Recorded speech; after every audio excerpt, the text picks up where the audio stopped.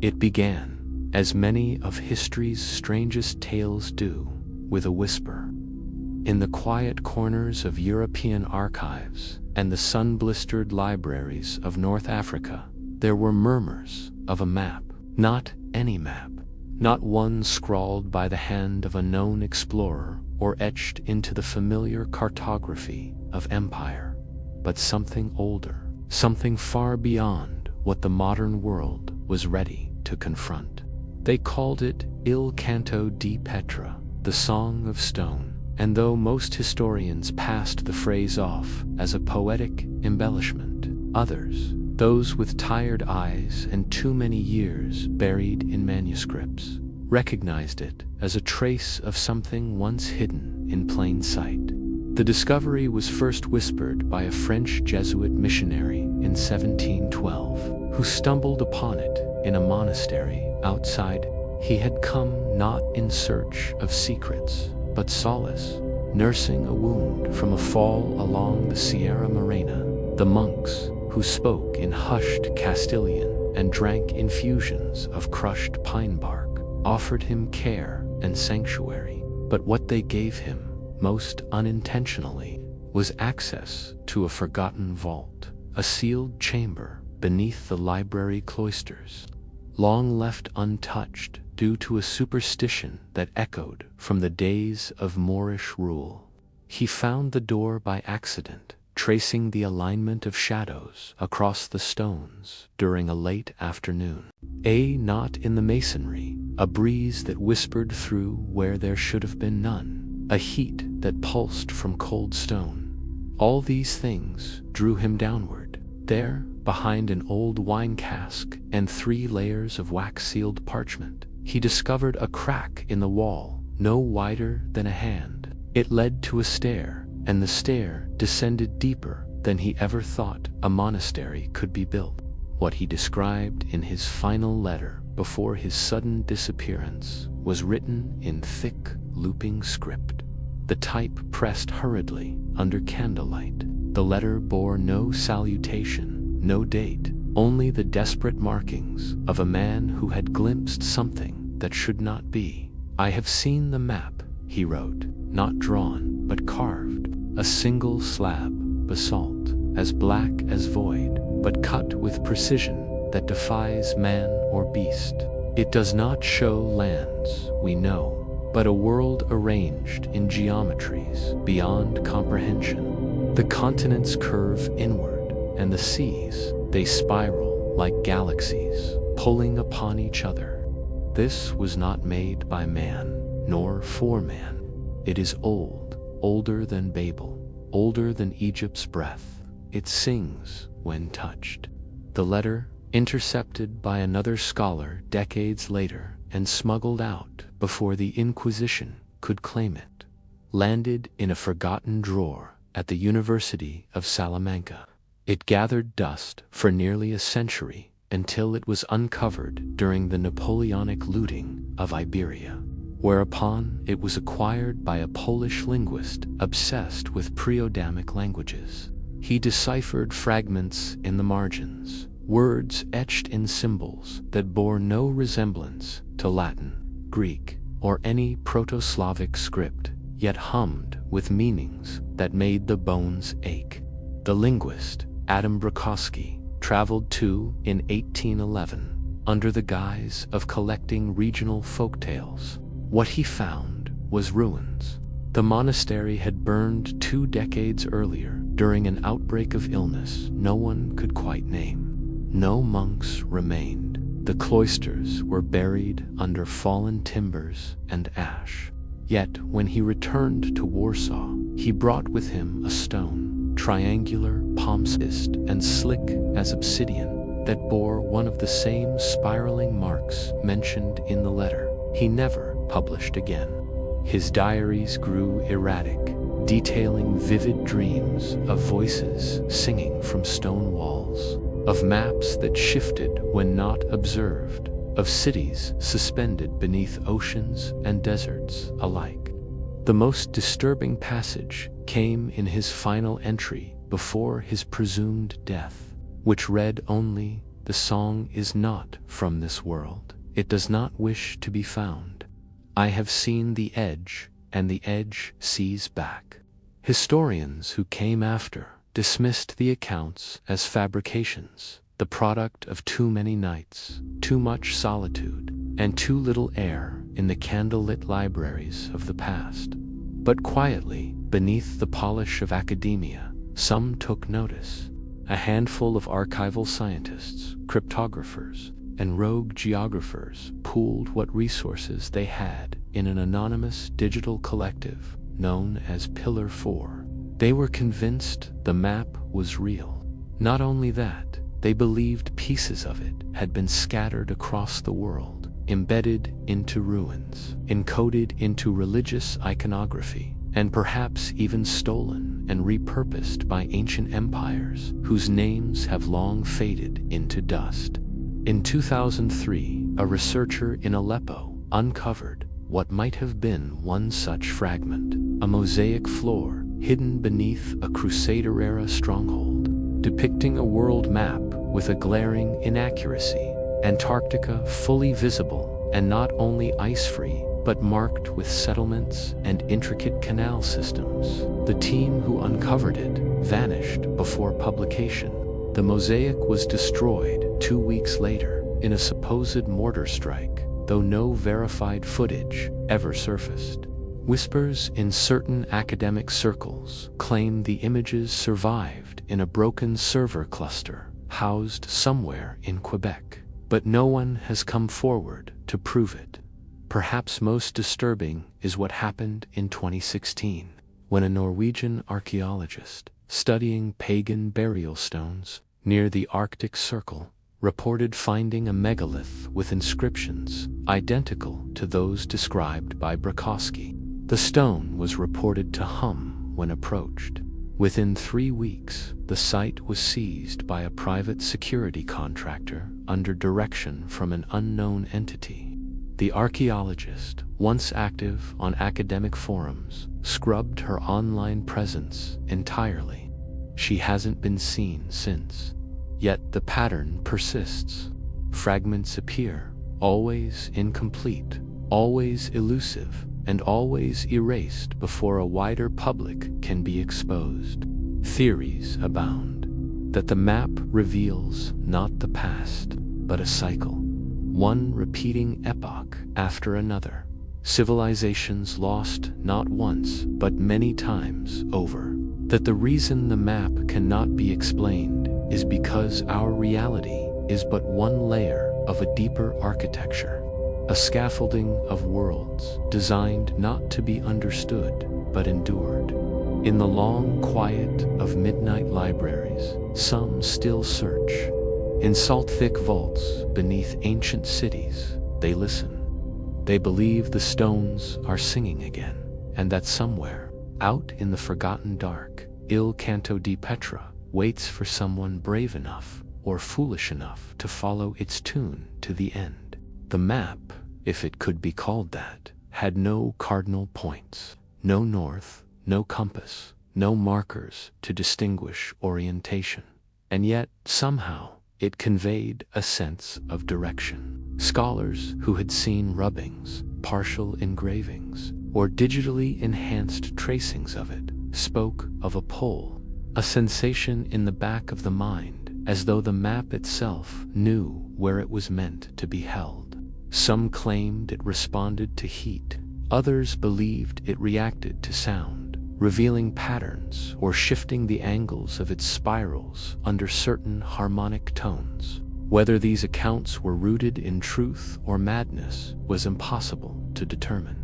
Most of the first-hand testimonies ended in disappearances, sudden mental collapse, or quiet retractions. But even amidst the skepticism and silence, the whispers refused to die.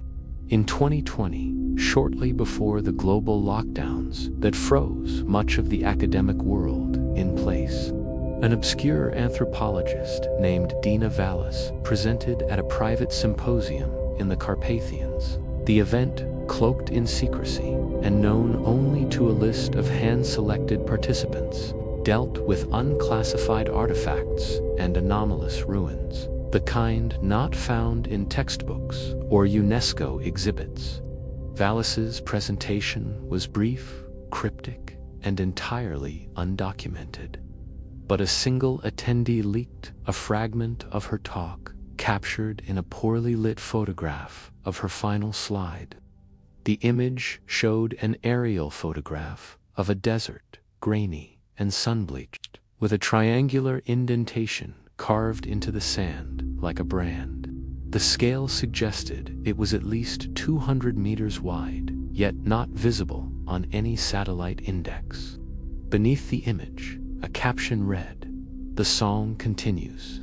Coordinates suppressed since 1952. Reawakened by seismic resonance in March. Stone buried beneath sand.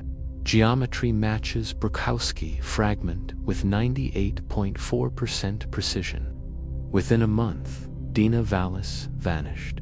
Her personal website went offline. Her university disavowed her affiliation. Attempts to contact her known colleagues returned no answers. She became another in the growing list of those who had tried to trace the map's origins and found instead only silence. But not all were deterred. A small collective of independent researchers, exiled professors, and digital forensics experts, many of whom had once corresponded with Vallis, took it upon themselves to find the desert location in her photo. They began with visual pattern recognition, comparing the erosion lines and sand formations with drone footage across North Africa, the Middle East, and parts of Central Asia. The process was grueling, performed by hand due to the subtle distortions allegedly embedded in the image's metadata. Every algorithm fed into the image was corrupted or returned false locations, almost as if the photo itself rejected analysis. Then, in a breakthrough that would never be reported, one of the researchers, a Turkish-born geologist working under the pseudonym Khan 92, noticed something strange about the shadows in the picture. The angle of the light suggested a solar orientation that didn't T-match any known longitude for the assumed terrain. This led to a radical hypothesis. The map fragment shown was not simply buried. It had been relocated, hidden intentionally, not by the erosion of time, but by a methodical effort to shield it from the public. The trail led them, improbably, to a restricted zone in the Rub al-Khali, the empty quarter of the Arabian Peninsula. There, deep within the sands, beyond what modern sensors could clearly read, a flat, triangular surface beneath 60 meters of sand, obsidian in density, basalt in composition, with a distinct harmonic resonance when struck with ground-penetrating radar frequencies. They called it the tongue of the map for weeks. They attempted excavation using remote-controlled drones, underground vibratory diggers, and magnetometers, but every attempt was either interrupted by sudden signal loss or unexplained mechanical failure. The equipment wouldn't last more than a few hours in the field. Batteries drained faster than physics allowed. Drones overheated in shaded environments. Data returned from the site was corrupted or blank. The team pressed on, not physically, they dared not, but virtually, collecting every anomaly, every hiccup in magnetic fields, every strange tone picked up on low-frequency audio sensors. What they found was unsettling. The triangle didn't just hum, it sang, in a frequency just beyond the threshold of human hearing.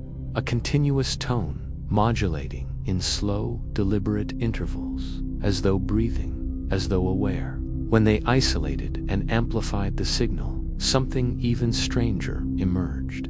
Embedded in the audio were patterns, not mere sine waves, but what appeared to be digital signatures, repeating loops of information encoded in a form not unlike early phonograph inscriptions. When they ran the waveforms through a spectrum decoder, a visual pattern emerged, spirals, again, layered, intersecting, and impossibly precise. But more than that, when plotted out geometrically, the spirals formed a shape that mirrored an ancient glyph found in only one known location, the Temple of Ukber.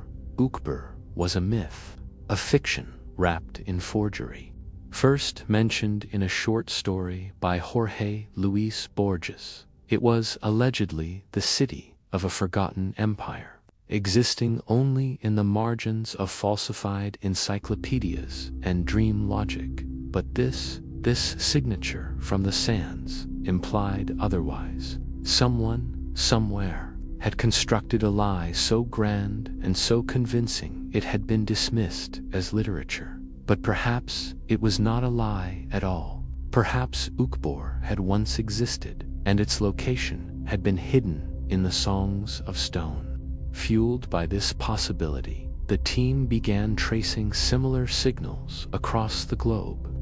What they found was a network, not random anomalies, but a system of aligned points across the Earth, each one corresponding to locations of unexplainable architecture: Yonaguni, Baalbek, Göbekli Tepe, the Orkney Islands, Bimini Road, even the Nazca lines. Each one, when mapped together, formed a lattice, a kind of geometric matrix that hinted not at ancient travel routes, but at something deeper, something beneath, a hollow architecture, a buried structure, or perhaps, as some theorized in increasingly hushed tones, a vessel, not one built to sail seas or skies, but timelines, a chronostructure rooted not in space but in sequence, folding time like fabric, mapping epochs that run parallel, diverge, or loop back again. It was then that the group fractured.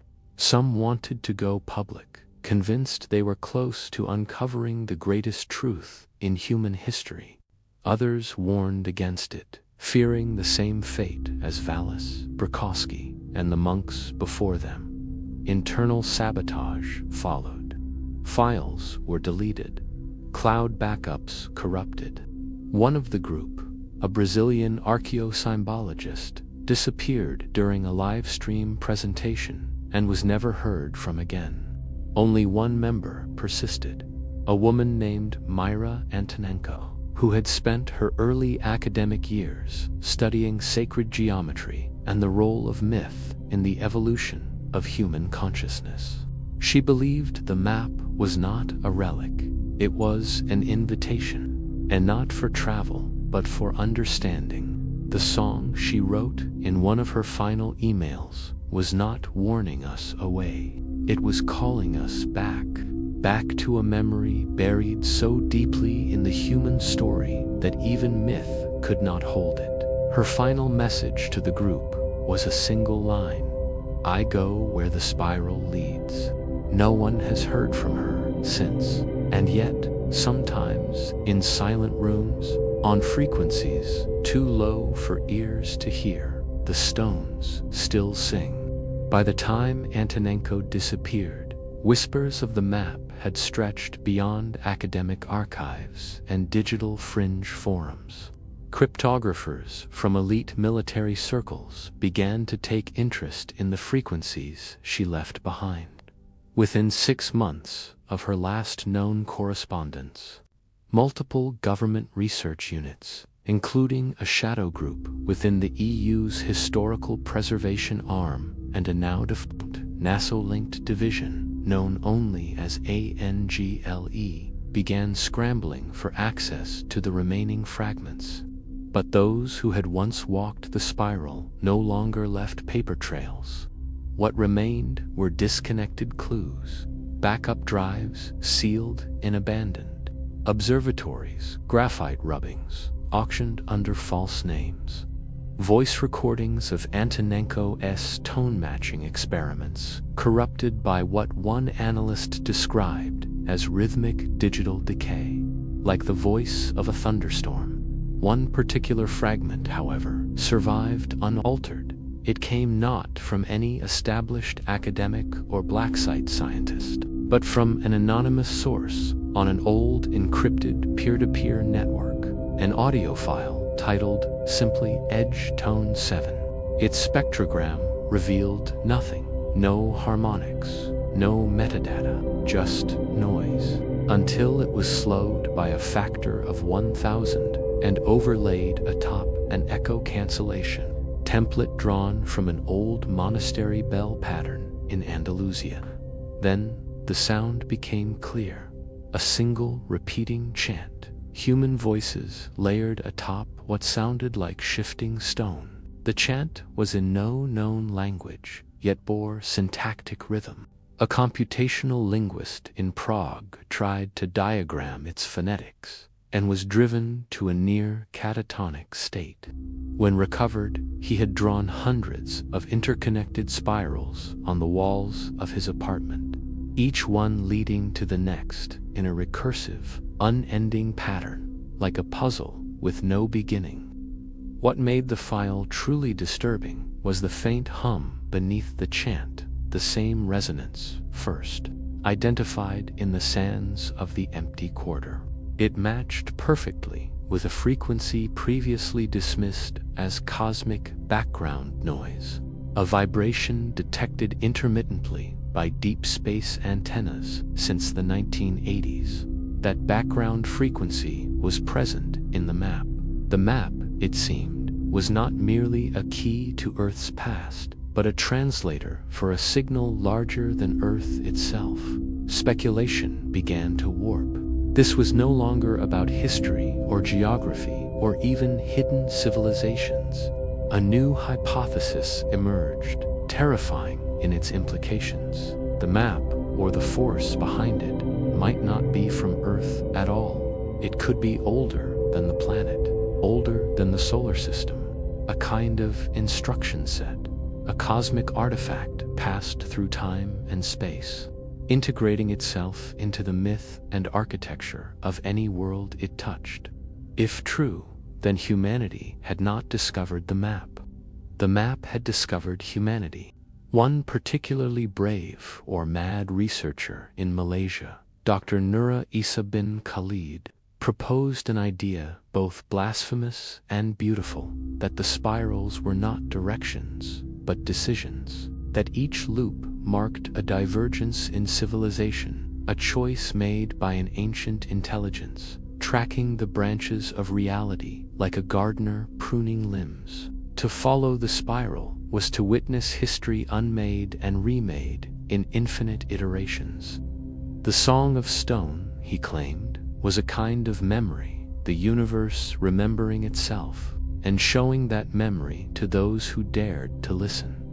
He proposed a test, using a series of harmonic stimulants, each tuned to a tone found within the known fragment frequencies. He exposed a basalt cube unearthed from a submerged trench off the coast of Malta to a 7-hour cycle.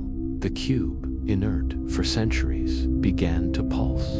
Light emerged from within the stone, not emitted like from a bulb, but shifting like bioluminescence, as though something inside was alive and aware. Khalid recorded the phenomenon. But when he attempted to upload the footage, every platform, cloud-based or offline, corrupted the file. His emails vanished from servers. His university revoked his access. Within days, he was arrested for an unrelated cybercrime he could not have committed, tried in secret, and imprisoned in an undisclosed location. What remained was a single, still image. The cube, mid-pulse, casting light in a perfect spiral onto the walls of his lab. The image spread quietly, not virally, not broadly, but carefully, like seeds passed between hands in the dark. Each recipient was chosen, or believed themselves to be, and those who studied the photo too long began to notice strange things, synchronistic events, dreams that echoed the stone's hum, devices turning on in their presence without power.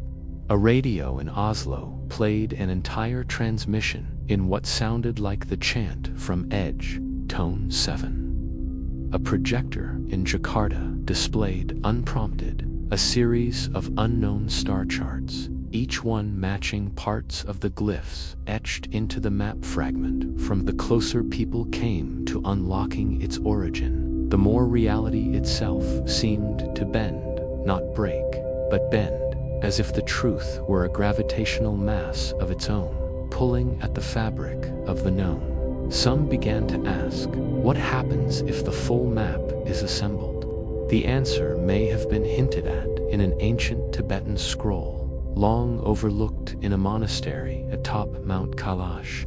The scroll, thought to be a symbolic meditation text, depicted what was long believed to be a stylized lotus, a mandala wrapped in fractals. But Antonenko had studied this scroll before her disappearance and made a critical observation.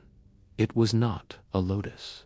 It was a map fragment, nearly identical in structure to the spirals on the Maltese cube and the Bimini glyphs. Her margin notes, preserved in a digital backup unearthed only by accident in a Ukrainian art server, concluded with a single phrase: the center of the spiral is not the beginning or the end, it is the moment. That phrase began appearing in unlikely places, spray-painted in back alleys in Lisbon, carved into the side of a dead tree in Patagonia, whispered by a child who had never been taught to speak, not as a warning, not as a prophecy, but as a recognition, as if somewhere deep inside the structure of human thought, in language, in story, in dream, the spiral was returning, not from space, not from time, but from us, from the part of us that remembered something older than civilization, older than thought, older than the stars. It is said that the song has many voices. Some hear it in silence, some see it, but all who follow it eventually find themselves at the edge. And the edge, like the center of the spiral, is not a place, it is a question. No one truly knows who first crossed the edge, not in any public sense. There are no plaques, no written accounts filed under institutions, no government-backed missions labeled with the usual vague acronyms. Instead, the stories come in slivers, third-hand recollections, transcripts from intercepted audio, journal pages found in thrift shops or smuggled from storage lockers. Each one starts the same way. A person hears something no one else hears, not a voice, but a resonance, not a call, but a gravity, something that finds them in the stillness, in the moments between thought and sleep. One such account came from a woman named Elsabeth Moore, a retired seismologist in northern Iceland. Her life had once been rooted in measurable things: fault lines, Richter scales, the periodic rumble of subterranean earth. But late in her career, she began to notice something anomalous in the quake data she collected. Buried beneath tectonic readings were tonal frequencies that shouldn't exist. Notes in perfect mathematical proportion, repeating across global seismic events that had no geophysical relation to one another. She charted them for years, and the patterns that emerged were unmistakable. Spirals, not abstract ones, but geometric sequences overlaid onto a world map. When she translated the tones into visual wavelengths and aligned them chronologically, the result wasn't random. It was a map fragment, one that matched a glyph later found etched into the shell of a deep-sea mollusk dredged from the Mariana Trench, a species thought extinct for millennia. Moore never published her findings. Instead, she packed her notes and audio reels into a large metal case and vanished during a ferry crossing in the North Atlantic. The vessel she boarded reached port. She did not. Her case was found on the deck, locked. Inside was a notebook filled with sketches and one haunting passage. I thought I was listening to the earth. I was wrong. It was listening to me. Elsewhere, a man in Bhutan, a former Buddhist monk who had renounced his order after years of dream-plagued solitude, claimed to have seen the full map not on stone or paper, but in the sky. During a thunderless storm, as he sheltered in a cave near Lhasa, he looked up through a break in the clouds and saw spirals of light threading between stars. Not random auroras, but precise lattice-forming geometric angles no natural phenomenon could mimic. The sky, he said, was remembering. He carved what he saw into the walls of the cave. When researchers later found the cave, long after the monk's death, they dismissed the markings as modern graffiti. But one scholar, an anthropologist specializing in ancient proto-languages, noticed that the shapes were not simply spirals. They contained embedded letters, and those letters, once decoded, formed a phrase repeated in multiple ancient cultures, across different continents, never previously linked. The voice of the stone has no mouth, but it speaks. At some point, the spiral began appearing where it should not.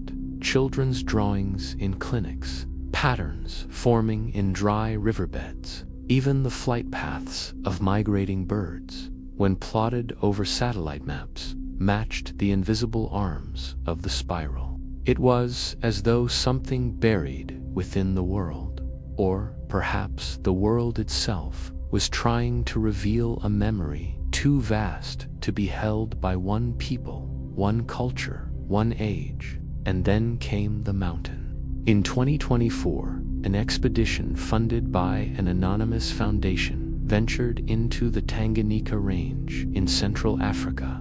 Their goal was officially geological survey, but leaked correspondence suggested otherwise. They were looking for the origin point, the theoretical center of the spiral, as hypothesized by Mira Antonenko before her disappearance. What they found was not a cave, nor a ruin, nor even a monument. They found a monolith, over 40 meters tall, buried upright into the slope of the mountain, like a needle into cloth. Its surface was not carved, but grown, or appeared to be. Not metal, not stone, but something in between, blacker than basalt, yet warm to the touch. When struck with a rock, it sang.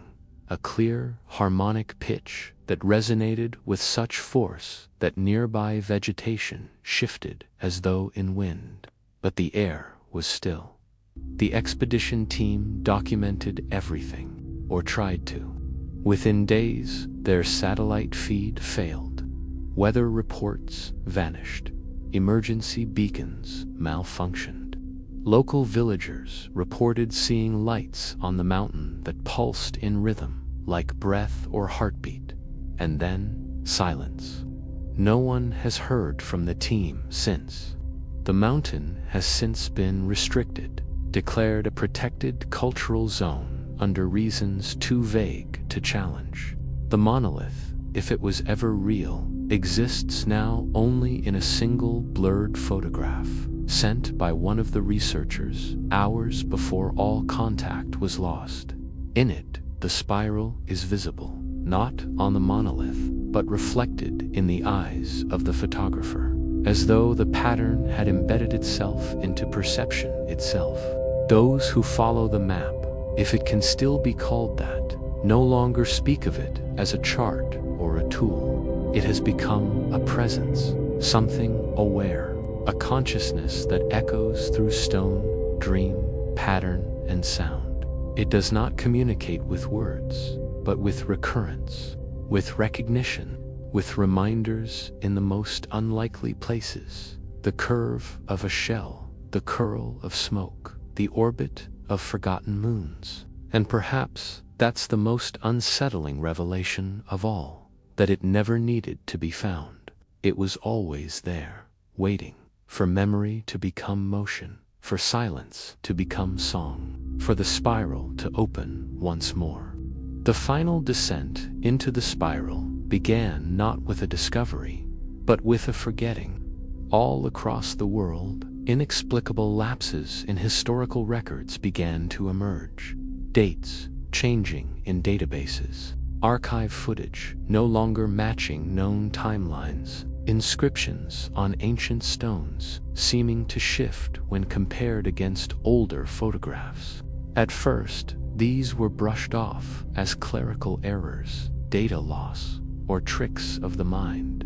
But for those watching closely, the truth was harder to deny. History was not static, it was changing. A museum curator in Palermo opened a locked case one morning to find a relic that had never been catalogued. A clay disc etched with the same spiral glyphs described in Bukowski's vanished diary. The museum's security logs showed no breach, no delivery, no movement at all. The artifact had simply appeared or returned, as if nudged back into existence by a force outside linear time. Elsewhere, in a salt-flat cavern beneath the Atacama Desert, a group of cavers found an underground chamber lined with stone pillars. Each pillar was carved with scenes from different epochs of human civilization: Roman legions, Mayan kings, Victorian scholars, all depicted in a single, seamless sequence, with no chronological logic.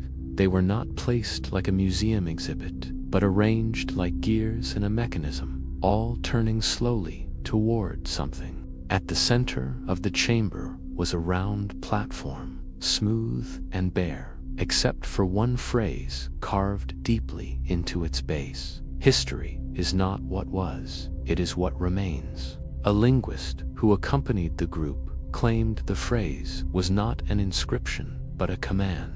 She believed the chamber was a kind of archival mechanism, not to record history, but to rewrite it. She theorized that the spiral was not merely a map of space or time, but a memory engine, a way to realign collective perception, a way to collapse all parallel timelines into one chosen strand. When she stepped onto the center of the platform, the chamber activated. The temperature dropped by 10 degrees instantly.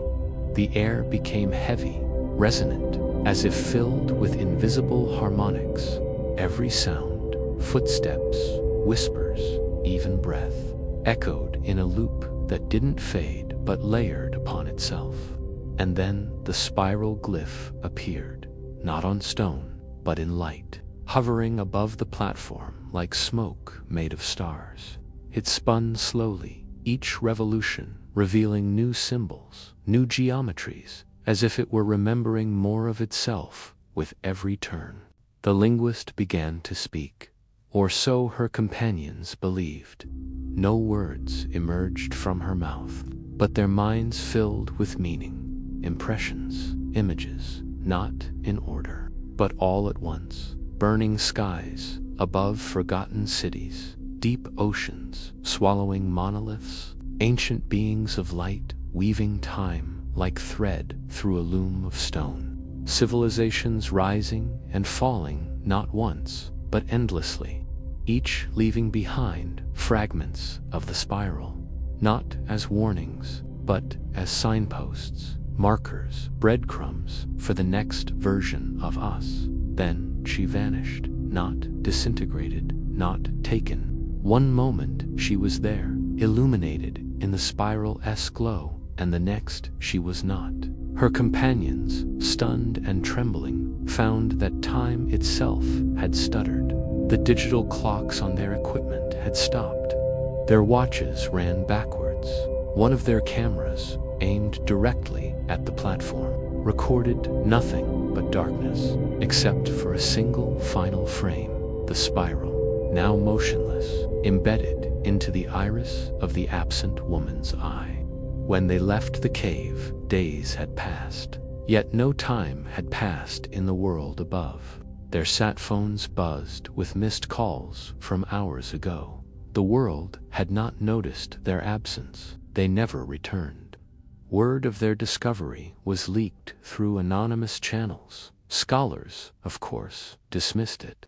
But the spiral kept surfacing, in reflections, in oil slicks on water, in the folds of ancient manuscripts, as if hiding in plain sight, waiting for eyes that could truly see. And now, people speak of drift, moments where reality tilts. A building that seems a block away suddenly stands in front of you. A memory you swear never happened feels as vivid as a dream. The hum of a machine matches the beat of your heart perfectly. For 1 second, the spiral turning just at the corner of your vision before vanishing again. These are not accidents, they are symptoms. The world is aligning or unraveling according to a pattern far older than humanity itself. The forbidden discoveries, the monoliths, the tone frequencies, the glyphs in forgotten caves, and spiraling chants from nowhere. They are not random. They are echoes of a system awakening, a cycle completing. Some say the spiral is an artifact. Others say it is a consciousness. But the oldest theory, whispered by monks, buried in myth, encrypted in stone, is that the spiral is a mirror, one that reflects not what we are, but what we were always becoming. That to follow the spiral is not to chase mystery, but to remember what we once knew before forgetting became survival. In the end, the spiral doesn't lead away from us, it leads inward. And when you stand at its center, you do not find an answer. You find a choice, and the moment you make it, the world begins again. It was not the kind of artifact anyone expected to find buried beneath the foundations of a 13th century cathedral in southern France. The excavation was routine, a structural reinforcement project, funded by preservation grants and attended by a team of conservators, historians, and archaeologists. But when the team reached the sub-basement layer, they encountered a slab of metal, unlike anything in medieval architecture. It wasn't iron, it wasn't bronze. It was darker, smoother, and when they touched it, their gloves tingled as if from static. At first, they assumed it was part of an earlier Roman structure, some long-lost aqueduct or military installation repurposed by the Templars. But no known Roman metallurgy matched the texture or color. The surface didn't rust, it was seamless. More disturbing, it bore no tool marks, no signs of casting, forging, or assembly. Just a single surface, extending 10 meters in each direction, buried directly beneath the heart of the church. Etched across it, faint and seemingly scorched by time, was a set of symbols. They weren't Latin, not Greek, not even Proto-Celtic, but they had structure, rhythm, repetition. A linguist brought in from Montpellier ran them through pattern recognition software and found something extraordinary. The glyphs obeyed a form of binary logic, in-off pairings, nested loops, recursion. It wasn't a message, it was a program, encoded into metal, written in a language thousands of years older than anything known to computational theory. They unearthed more of it, layer by layer.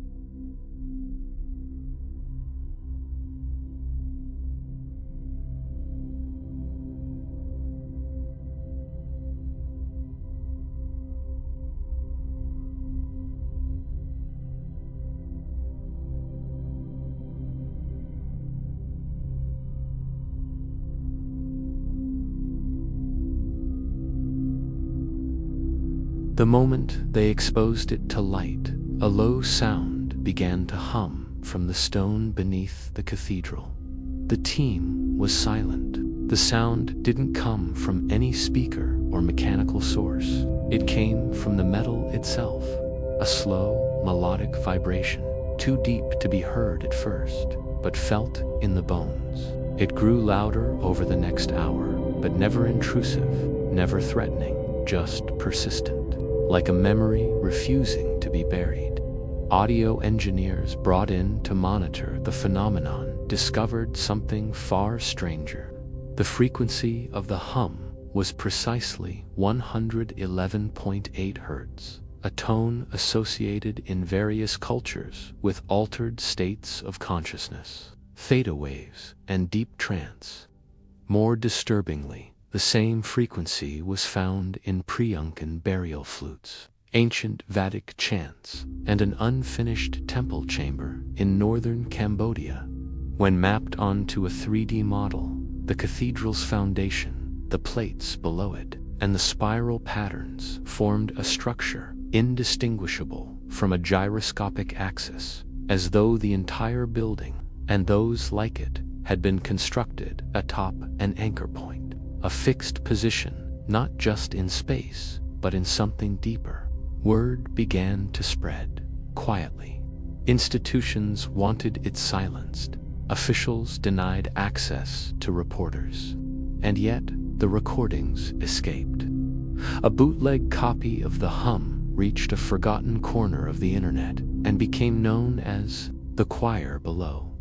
Those who listened to it in complete silence reported visions, not of ghosts, not hallucinations, but geometry, layered lattice, endless stairwells, corridors of polished stone that curved inward and folded like paper in water. More unsettling were the after effects. Listeners claimed their dreams began to align. People from different continents, languages, and cultures all reported dreaming of the same chamber, a vast subterranean hall lined with metal arches, floating orbs of light, and a single impossible machine at its center, a spiraling coil taller than any cathedral dome, suspended in air, humming in the same 111.8 Hz tone. The device was unlike anything they could name, not mechanical, not organic, something in between. A few recognized it. In a ruined monastery in Armenia, a fresco dating back to the 9th century depicted something eerily similar. A spiral construct above a line of monks shielding their eyes from a glowing vortex. A single Latin word floated above the image, memorare, remember. A monk had annotated the margin with a phrase translated loosely as, "To know it is to leave the line of time." That phrase appeared again in the notebook of a physicist in Vienna who studied resonant harmonics. She had been analyzing the cathedral tone for weeks when she began sketching in her sleep, spirals, glyphs, and an architecture she later confirmed had never existed in her memory, but matched exactly the chamber seen by the dreamers. She vanished the same night she submitted her findings to a closed network of colleagues.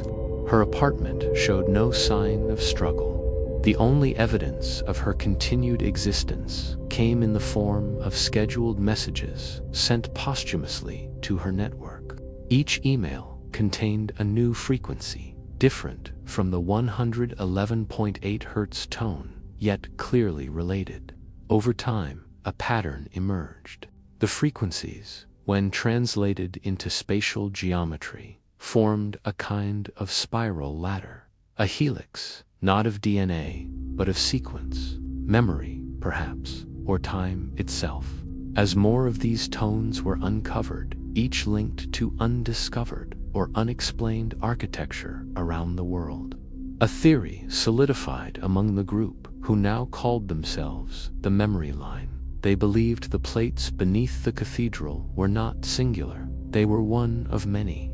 Devices hidden beneath ancient structures, disguised by time, repurposed by empires, encased in myth, the Great Pyramid, Angkor Wat, the Assyrian, Mont Saint-Michel, each one potentially a node in a vast machine not built to change the world, but to remember it, not in the way humans do, with stories and monuments and history books, but in the way light remembers its path, or a magnetic field retains a signature.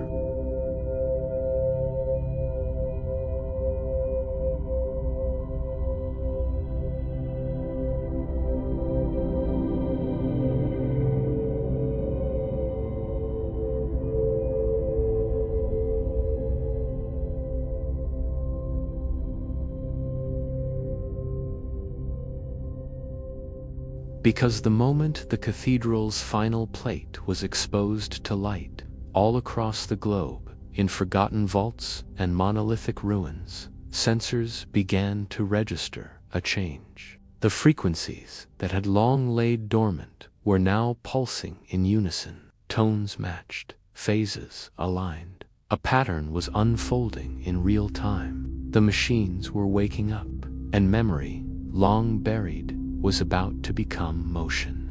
The reactivation of the plates beneath the cathedral in southern France was not the end of the story.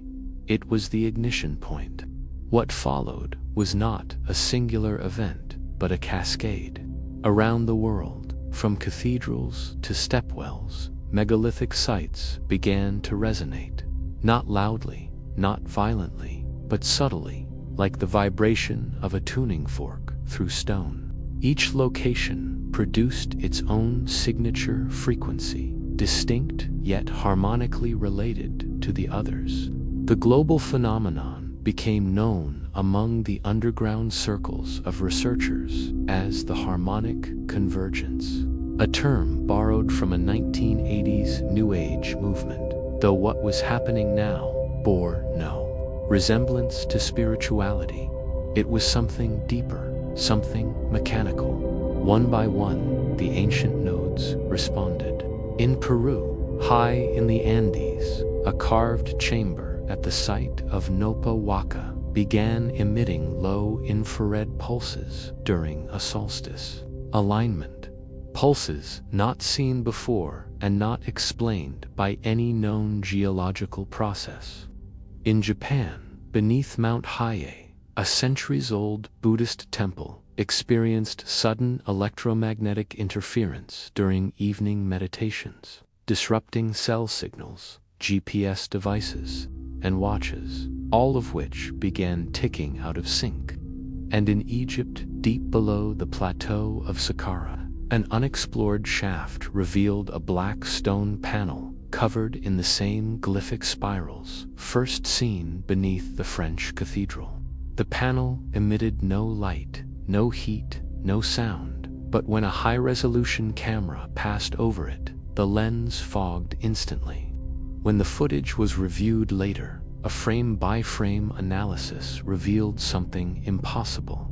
The glyphs moved, not visibly, not like animation, but in each frame they were shifted ever so slightly, as if turning toward something or someone. By then, whispers of the memory line had reached the attention of a man named Arash Nehru, a theoretical physicist and crypto-historian who had long argued for the presence of intelligent geometry embedded in ancient architecture. Arash was no stranger to ridicule. His papers, dismissed by academic institutions as pseudoscience, explored the possibility that time itself was a synthetic construct, not a natural force, but a system designed to regulate human perception. He believed that what was awakening beneath the earth was not a machine in the traditional sense, but a form of memory architecture, a kind of ancient operating system buried beneath civilization, built to catalog and manage versions of human history. The resonances, the frequencies, the patterns, these weren't accidents, they were reboots. To prove his theory, Arash traveled to the one place he believed might contain the core of the system: the ruins beneath Derinkuyu, the massive subterranean city in central Turkey. The site had always been a mystery, a labyrinth of tunnels and rooms stretching 11 levels deep, carved with impossible precision into volcanic rock. Official explanations claimed it was a refuge from invasions, but there were no signs of battle. No fortifications, no defensive structures, just halls. Arish descended with a small team. They brought scanners, resonance monitors, and a portable sound lab. As they reached the lowest known level, their devices lit up, not from radiation, not from heat, but from vibration, a soft, layered hum beneath their feet. The deeper they moved, the clearer the harmonics became. At the very end of a long corridor, they discovered a sealed room. Its door, made of the same volcanic stone as the rest of the city, bore an embossed spiral. No one had seen this room on any prior map. No historical records mentioned it. But the instruments did not lie. The resonance was strongest here. When they opened the door, everything changed. Inside was a perfectly symmetrical chamber, unlike any other in Darren Q. No soot, no carvings, no signs of human activity. Just for smooth stone pillars forming a square around a circular dais. At the center was a pedestal, and resting on it, a crystalline object, no larger than a child's fist. The object shimmered in colors that had no names, refracting not light, but some other wavelength entirely, sound, perhaps, or memory. Arash approached it slowly, and when he did, the resonance from the floor rose in pitch. One of the team members recorded the frequency. When played back, it matched the 111.8 Hz tone from the cathedral. The match was perfect. Then Arash reached out, and the object pulsed, not with energy, not with heat, with recognition. The walls of the chamber flickered. All 4 members of the team experienced it differently. For one, it was a momentary flash of a different world. Stars, unfamiliar in the sky, buildings that defied gravity. For another, it was a flood of language, glyphs cascading across the stone, speaking in symbols that bypassed logic and went straight into understanding. For Arish, it was something else entirely. He later described it as a mirror of thought, as if the object was not transmitting information, but reflecting his mind back at him. Not as it was now, but as it could be, or had once been, in another epoch. He saw himself walking through towers of living metal, speaking to machines shaped like trees. He felt his bones align with music, his thoughts unfolding in a language made of light. Then it stopped. The object went still, the resonance ceased, the room dimmed, but something had changed. Arash felt it, not just in his body, but in time itself. We were being remembered, he later wrote in a private document, by something greater than ourselves, and by something that once knew us intimately. When they exited the chamber, an earthquake struck the region. Not massive, just enough to close the tunnel behind them, enough to seal the memory. But that night, from Darren Q to Kathmandu to Reykjavik to the ruins of Tiwanaku, the same glyphic spiral appeared, carved fresh into stone where no tools had touched. Overnight, not damage, not vandalism, memory. The spiral had begun reasserting itself across the surface of the world. Arash theorized the memory machines had waited for a signal, not from stars or frequencies, but from acknowledgement. The act of seeing, of remembering. Once seen, they responded. And once a certain number had been activated, a number he estimated at 23, the system would begin the next phase. What that phase was, no one knew. But across the memory line, a chilling consensus emerged. The machines weren't waking up because humanity was ready. They were waking up because something else was coming. If the memory line was correct, then the reactivation of the ancient nodes was not an accident. it was a countdown.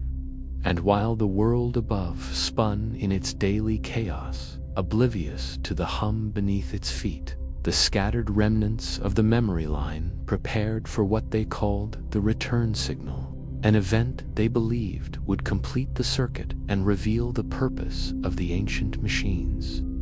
Nehru, now exiled from all professional circles and monitored by several intelligence agencies, had gone dark.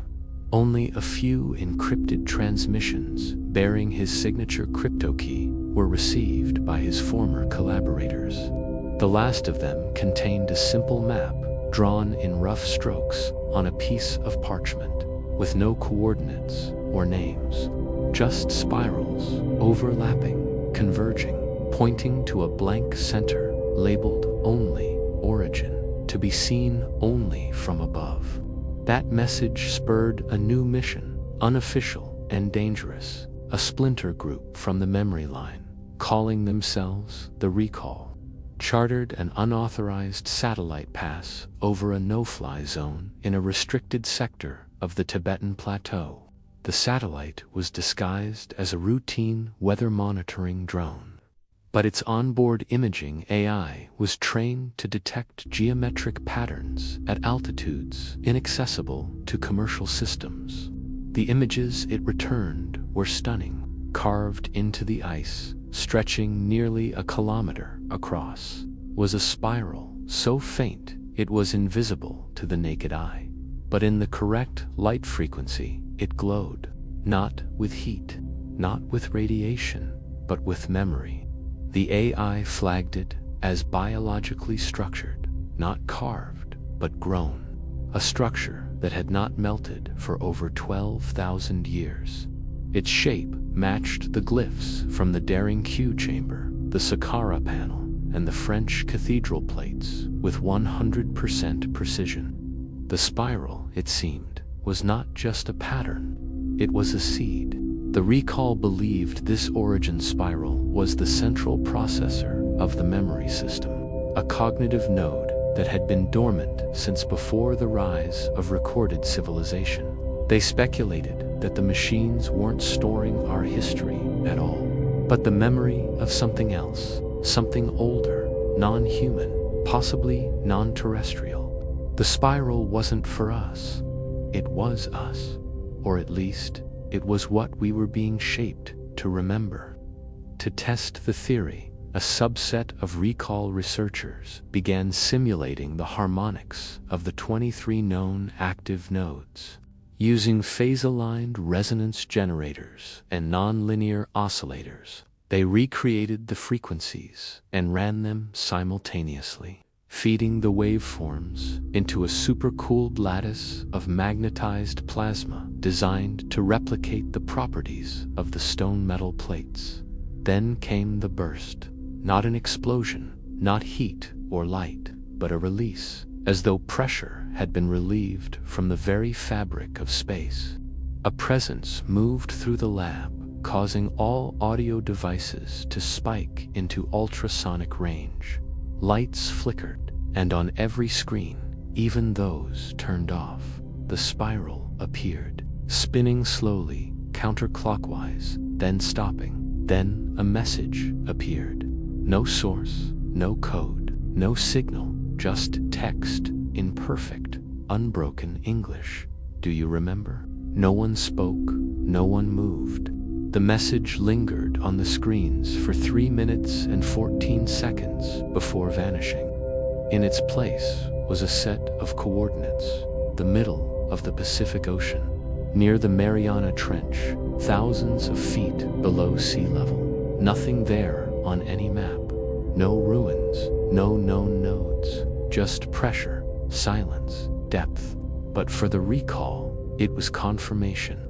The memory system was not just activating, it was responding.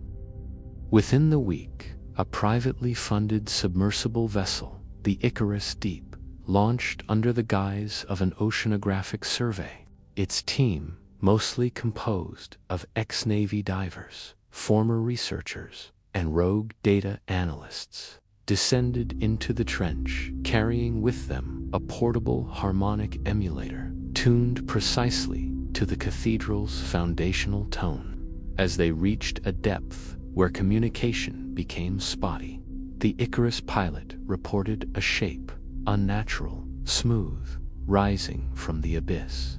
A dome, metallic, yet not reflective. It pulsed once, faint, like the heartbeat of something massive, asleep, and then the harmonic emulator shorted out. The signal cut, but the sub didn't vanish. It resurfaced hours later. Its crew, however, had changed. Every member spoke in a monotone, calm voice. No panic, no fear, just quiet purpose. When asked what they'd seen, they replied with the same phrase, over and over. It was never buried, it was waiting. Medical scans showed no anomalies, no neurological damage, no memory loss, but their dreams, when monitored during sleep, displayed identical IG patterns across all members, a phenomenon never before recorded. Each one dreaming the exact same dream at the same time, walking through an endless hall of mirrors, each mirror reflecting not themselves, but different versions of Earth, some green and vibrant, others ruined, some still forming. And in each one, the spiral turned in the sky. The data was sent to every known node. Within hours, new harmonics began to register at sites long thought dormant. The Roslin Chapel, the underwater stones of Yonaguni, a buried ziggurat in Sudan, a rock shelf in Antarctica previously believed to be glacial detritus began emitting low-frequency pulses. Then came the weather. Unusual atmospheric anomalies appeared across the globe. Localized vortexes, spiraling cloud formations forming without storms, always above known memory sites. Instruments registered magnetic shifts. Aurora activity increased even at the equator. Animals began to migrate in patterns that formed when tracked by GPS fractal spirals across continents. It was no longer theory. The memory system had reactivated. The Earth's crust itself seemed to hum, and those sensitive to electromagnetic shifts reported dizziness, disorientation, even hallucinations. The phrase, "Do you remember?" appeared on phones in random bursts of code. In the background noise of white noise machines, people began drawing spirals without realizing it, on napkins, windows, even on themselves. Those touched by the spiral, knowingly or not, began to gather, drawn to memory sites, drawn to each other, speaking less, dreaming more, whispering the same thing. We are not returning to the past. The past is returning to us. The spiral had become more than a symbol. It was now a rhythm, a pulse, something imprinted deep into the infrastructure of the planet.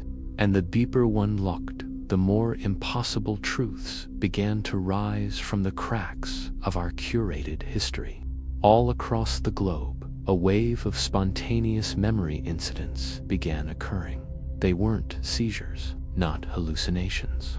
Witnesses described them as shifts, brief moments where reality felt elastic, where environments twisted slightly as though seen from a different timeline. Some spoke of double shadows, of impossible echoes. One woman in Patagonia claimed to see a sun with concentric rings rising from the west, while a man in Belarus reported that for 12 seconds, his reflection aged 50 years before snapping back to match his actual appearance. These weren't isolated cases. Climatologists in Siberia noticed anomalies in glacier core, millennial layers that shouldn't be there, as if chunks of history had rearranged themselves. Fossil records found in Thailand dated themselves incorrectly by hundreds of thousands of years when retested with the same instruments. Even in deep astronomical observatories, Subtle alterations in star positions were recorded by only a fraction of arcsecons, but enough to raise suspicion. Whatever the spiral memory system was doing, it was no longer passive, it was reintegrating. A theory emerged from the fragmented ranks of the recall. They called it temporal recurrence drift. The idea was as audacious as it was chilling, that the memory architecture was not merely remembering old versions of Earth, but choosing which versions to overwrite onto the current one, that each spiral node, once activated, acted as a decision point, a vote of sorts, for which thread of history would become dominant. And as more nodes activated, the closer we came to convergence. But convergence into what no one knew. One possible answer came from an unexpected source. A reclusive systems biologist named Dr. Sylvie Renaud, known for her pioneering work in plant intelligence. She'd been mapping the root systems of ancient forests when she noticed something bizarre. The trees, especially the oldest ones, were communicating, not in the fungal network sense that had been popularized in ecology circles, but in vibration patterns matching those recorded at spiral nodes. Her data revealed synchronized pulses between trees across continents, oaks in France, sequoias in California, baobabs in Madagascar, all humming at intervals, in harmonic alignments identical to the memory nodes. She published nothing. She sent her findings directly to Arash Nehru. In her final voice note, sent from an undisclosed location in Tasmania, she said this: "It's not just the Earth remembering, it's everything that grew upon it. The spiral didn't just pass through stone, it seeded biology. The pattern is in the trees, the coral, the DNA. It was never about preserving a record, it was about creating a recipient." Then she went silent. Her servers were wiped within hours, but a single backup drive surfaced in a dead-letter drop in Prague. Encrypted audio inside played one sound, the vibration of a redwood forest in motion, layered under what sounded like distant breathing, as if the forest itself was exhaling. At the same time, an archaeological team in the Sinai Peninsula uncovered what they initially believed to be a collapsed tomb. But it wasn't a tomb. It was a chamber of polished obsidian, entirely without seams, with walls that showed no signs of chisel or tool. On one of those walls, they found a spiral carved not with depth, but with light. The light moved slowly, patiently, like it was alive. When one of the researchers touched the spiral, it reacted, not by illuminating or activating, but by transferring something. A memory, she claimed, not a vision, not a hallucination, but a lived experience. She remembered walking through the cities of a civilization that has no name. She knew the taste of its food, the weight of its atmosphere, the shape of its sun, smaller, bluer. And when she returned to herself, hours later, she found that the spiral had changed position. It was now facing the chamber door, as if it had turned to look at her. She was never the same again. She stopped speaking. She wandered alone, drawing the same map over and over again, a spiral stretching outward from a central eye. But the map was not of any terrain on Earth. It showed star positions, thousands of them, and a trajectory from their origin. Point to a place simply labeled here. This aligned with a breakthrough by an independent astrophysicist named Katogen, who'd been tracking gravitational anomalies in the Oort cloud. He discovered a recurring lensing pattern in deep field data, suggesting the presence of a massive object, not moving, but phased, like a ghost drifting between realities. The pattern matched the orbital spiral described in the dreams of the Icarus Deep crew. Jun published a paper under a pseudonym claiming that Earth itself had been visited, not by craft, but by a structure so vast it could not be perceived unless viewed from outside spacetime. He referred to it as the spiral array, a megastructure made not of matter but of pattern, capable of seeding planets with memory systems to maintain a tether to their creators. He was ridiculed, but in private, his server logs showed he'd received a message, unsigned, untraceable, one sentence. "You have seen the echo. You are not alone." By now, the memory events were accelerating. People around the world began reporting déjà vu that stretched hours, even days. Whole conversations replayed themselves. Cities went silent for minutes at a time, not from electrical failure, but from temporal drift. Animals gathered in geometric formations, whales spiraling in oceans, birds flying in overlapping gyres, insects forming nested loops in crops. And then, across a single night, all 23 active spiral nodes emitted a final signal, not sound, light. A pulse, visible only in the infrared, that rose from each node into the sky.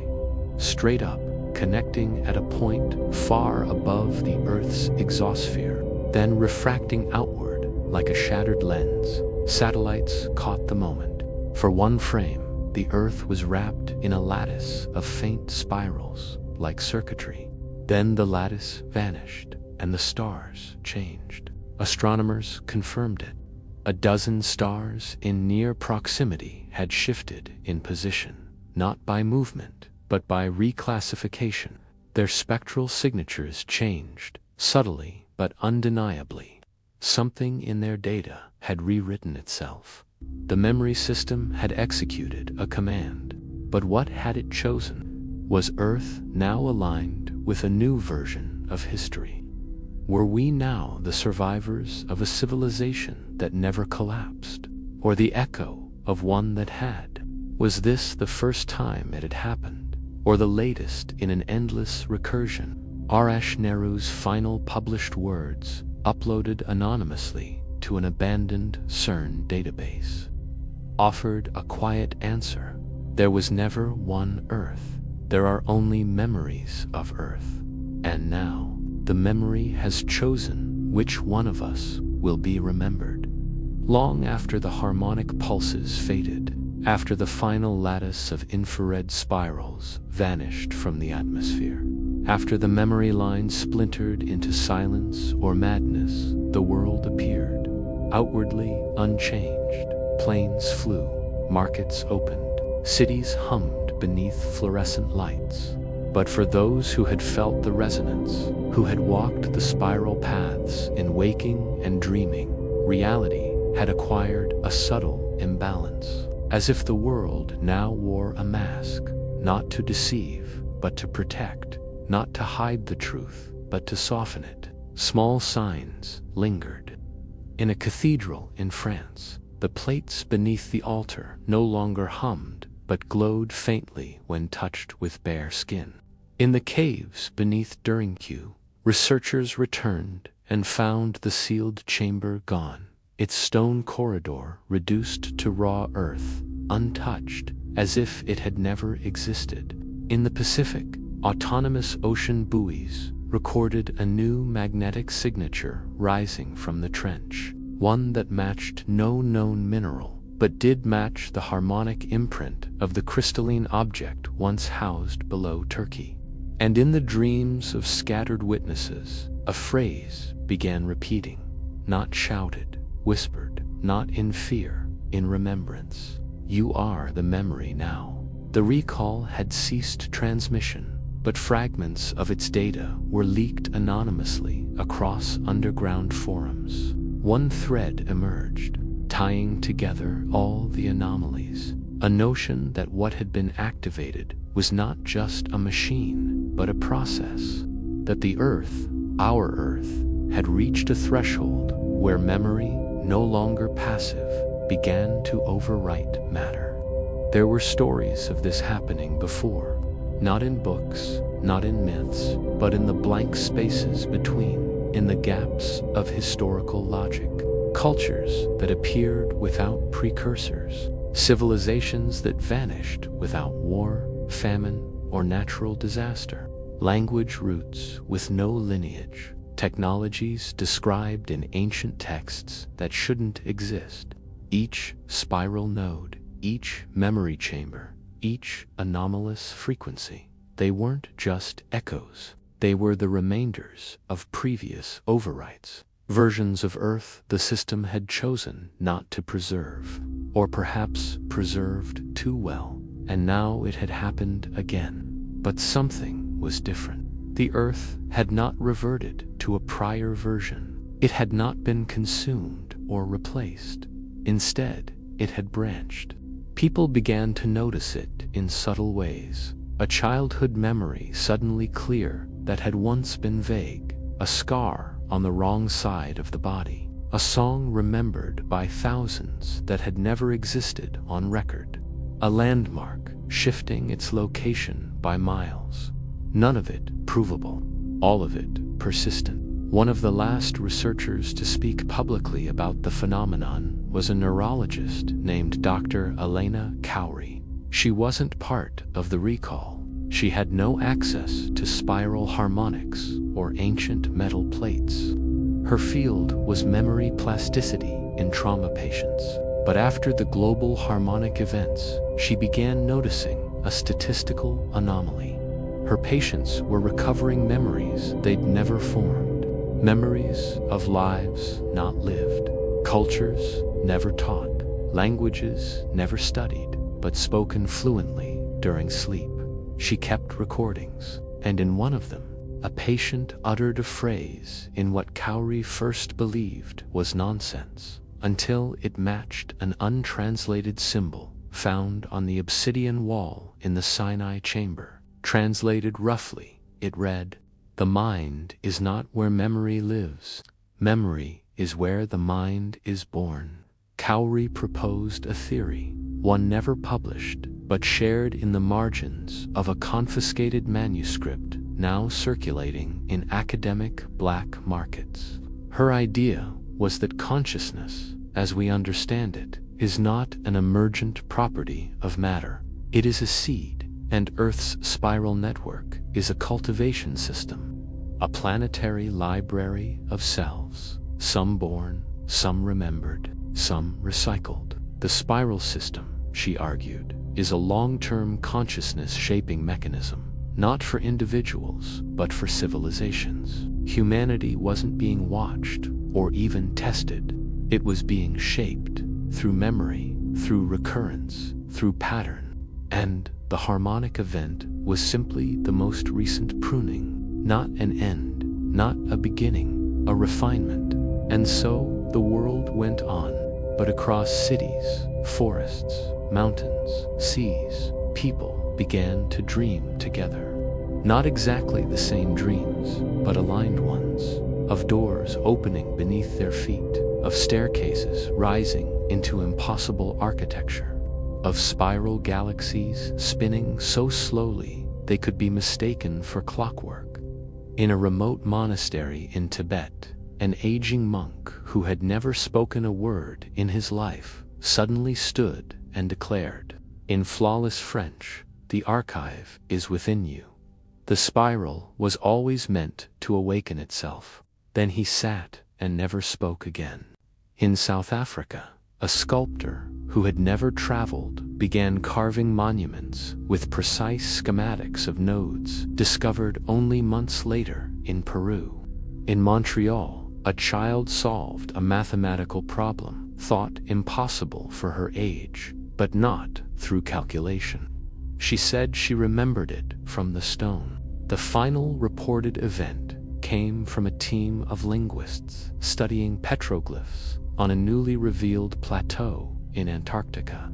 The glyphs were dated to at least 18,000 years old, predating known human civilization. Among them, a perfect spiral, and beneath it, in etched symbols familiar from across the node sites, a warning or perhaps a command. Do not worship the architects. You are them. In the end, the spiral did not bring destruction nor salvation. It brought recognition. The understanding that we are not the authors of history, only its pages, turning again and again through cycles, not of years, but of memory. The forbidden discoveries, scattered and denied for generations, were never truly lost. They were waiting for us to become the version of ourselves that could see them. And now, as the spiral recedes into the fabric of the world, no longer visible, but felt in the breath of trees, in the pull of stars, in the shape of thought, it leaves us with one final truth. The past is not behind us, it is beneath us, and it is waking up. They found it under the ice. At first, it was nothing more than a blip on a ground-penetrating radar scan, a shallow anomaly beneath the Greenland ice sheet, near the Kangerlussuaq Glacier. The Danish research team had been tracking glacial thinning and meltwater migration, not looking for anything ancient. But the signal was too symmetrical to ignore. A perfect hexagon, roughly 90 meters across, buried less than 30 meters beneath the surface. Initial excitement gave way to caution.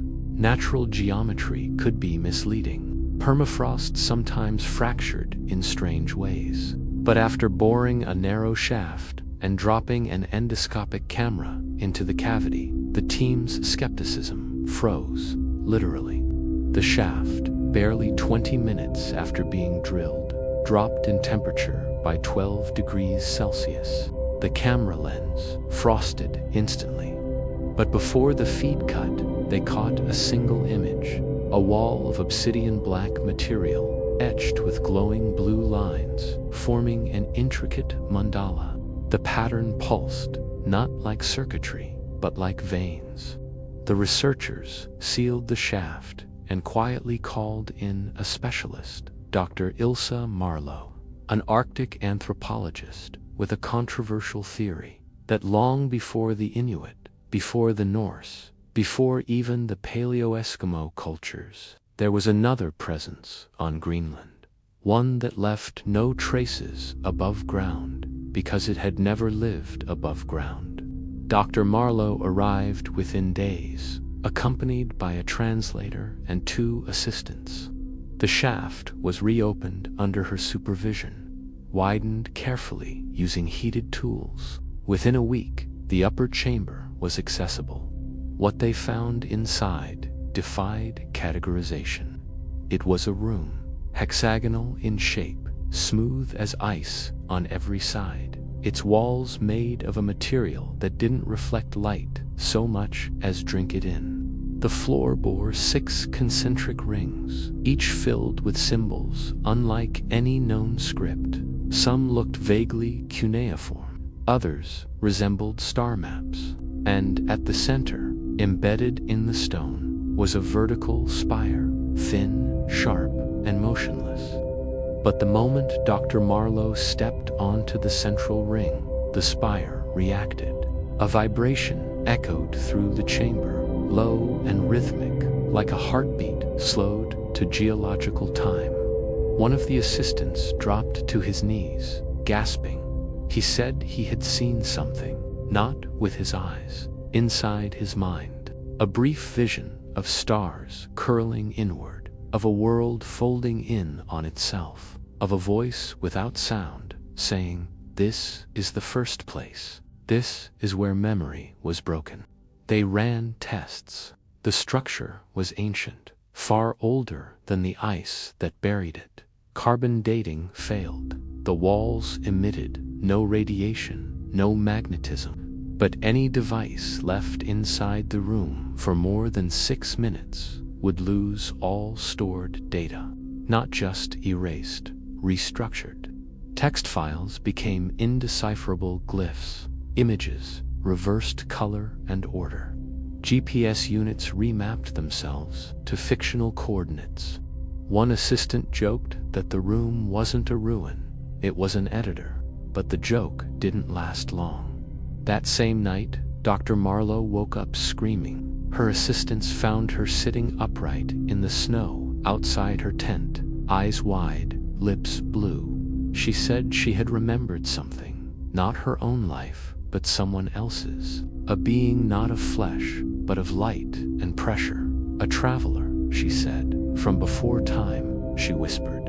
I saw the fracture. I saw the world split into mirrors. I was all of them until I forgot. After that, she refused to leave the structure. For days, she remained inside the chamber, touching the walls, sketching symbols in the frost, speaking softly to no one. Her assistants, frightened but loyal, documented everything. They filmed her for hours. In one recording, as she walked the spiral rings barefoot, she said something strange. This was not built. This was remembered into existence. A place where a civilization carved their own forgetting into stone, so they would not know what they once were. Soon after, she made contact. Not through language, not through sound, but through light. It began when one assistant, while reviewing footage, noticed that Marlowe's shadow was wrong. It lagged half a second behind her movement. Frame by frame, they saw it.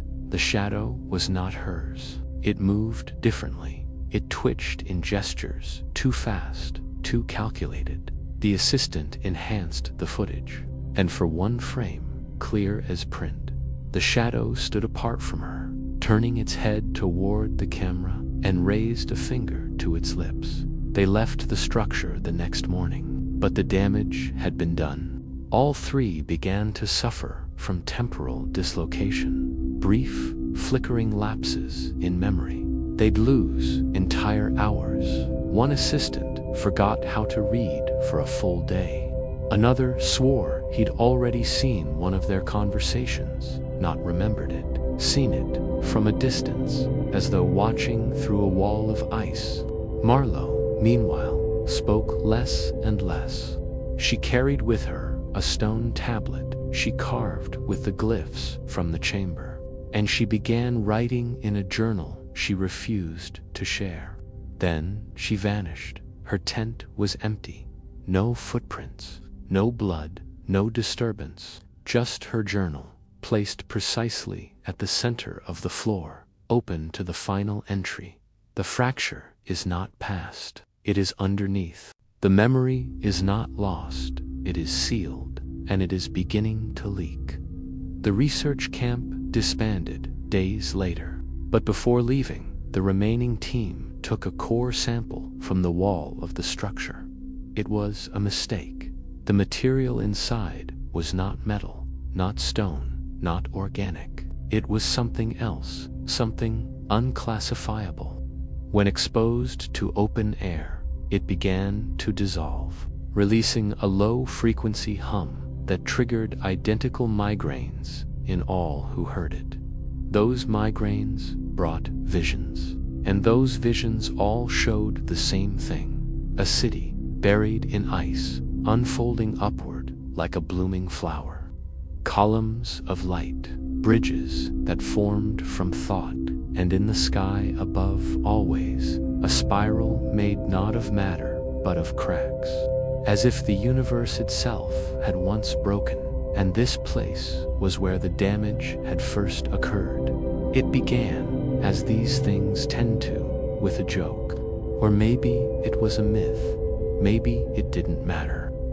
Anyway, there was a story told among graduate students at Columbia University, a ghost story about the campus and the people who haunt it. Legend held that if you wandered onto the roof of the Manhattanville building late at night, past the security cameras and the locked doors, if you stood exactly on the northernmost peak and whispered the right words, then you could glimpse the campus as it appeared 100 years ago.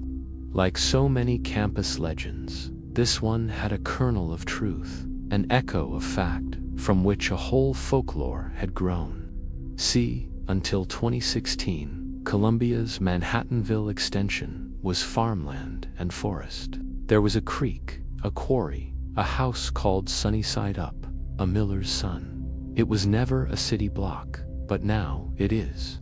So how do you replace 100 years of wilderness in a single decade? Well, you can't really. You can clear and level and pour concrete, sure, but then you're just leaving scars.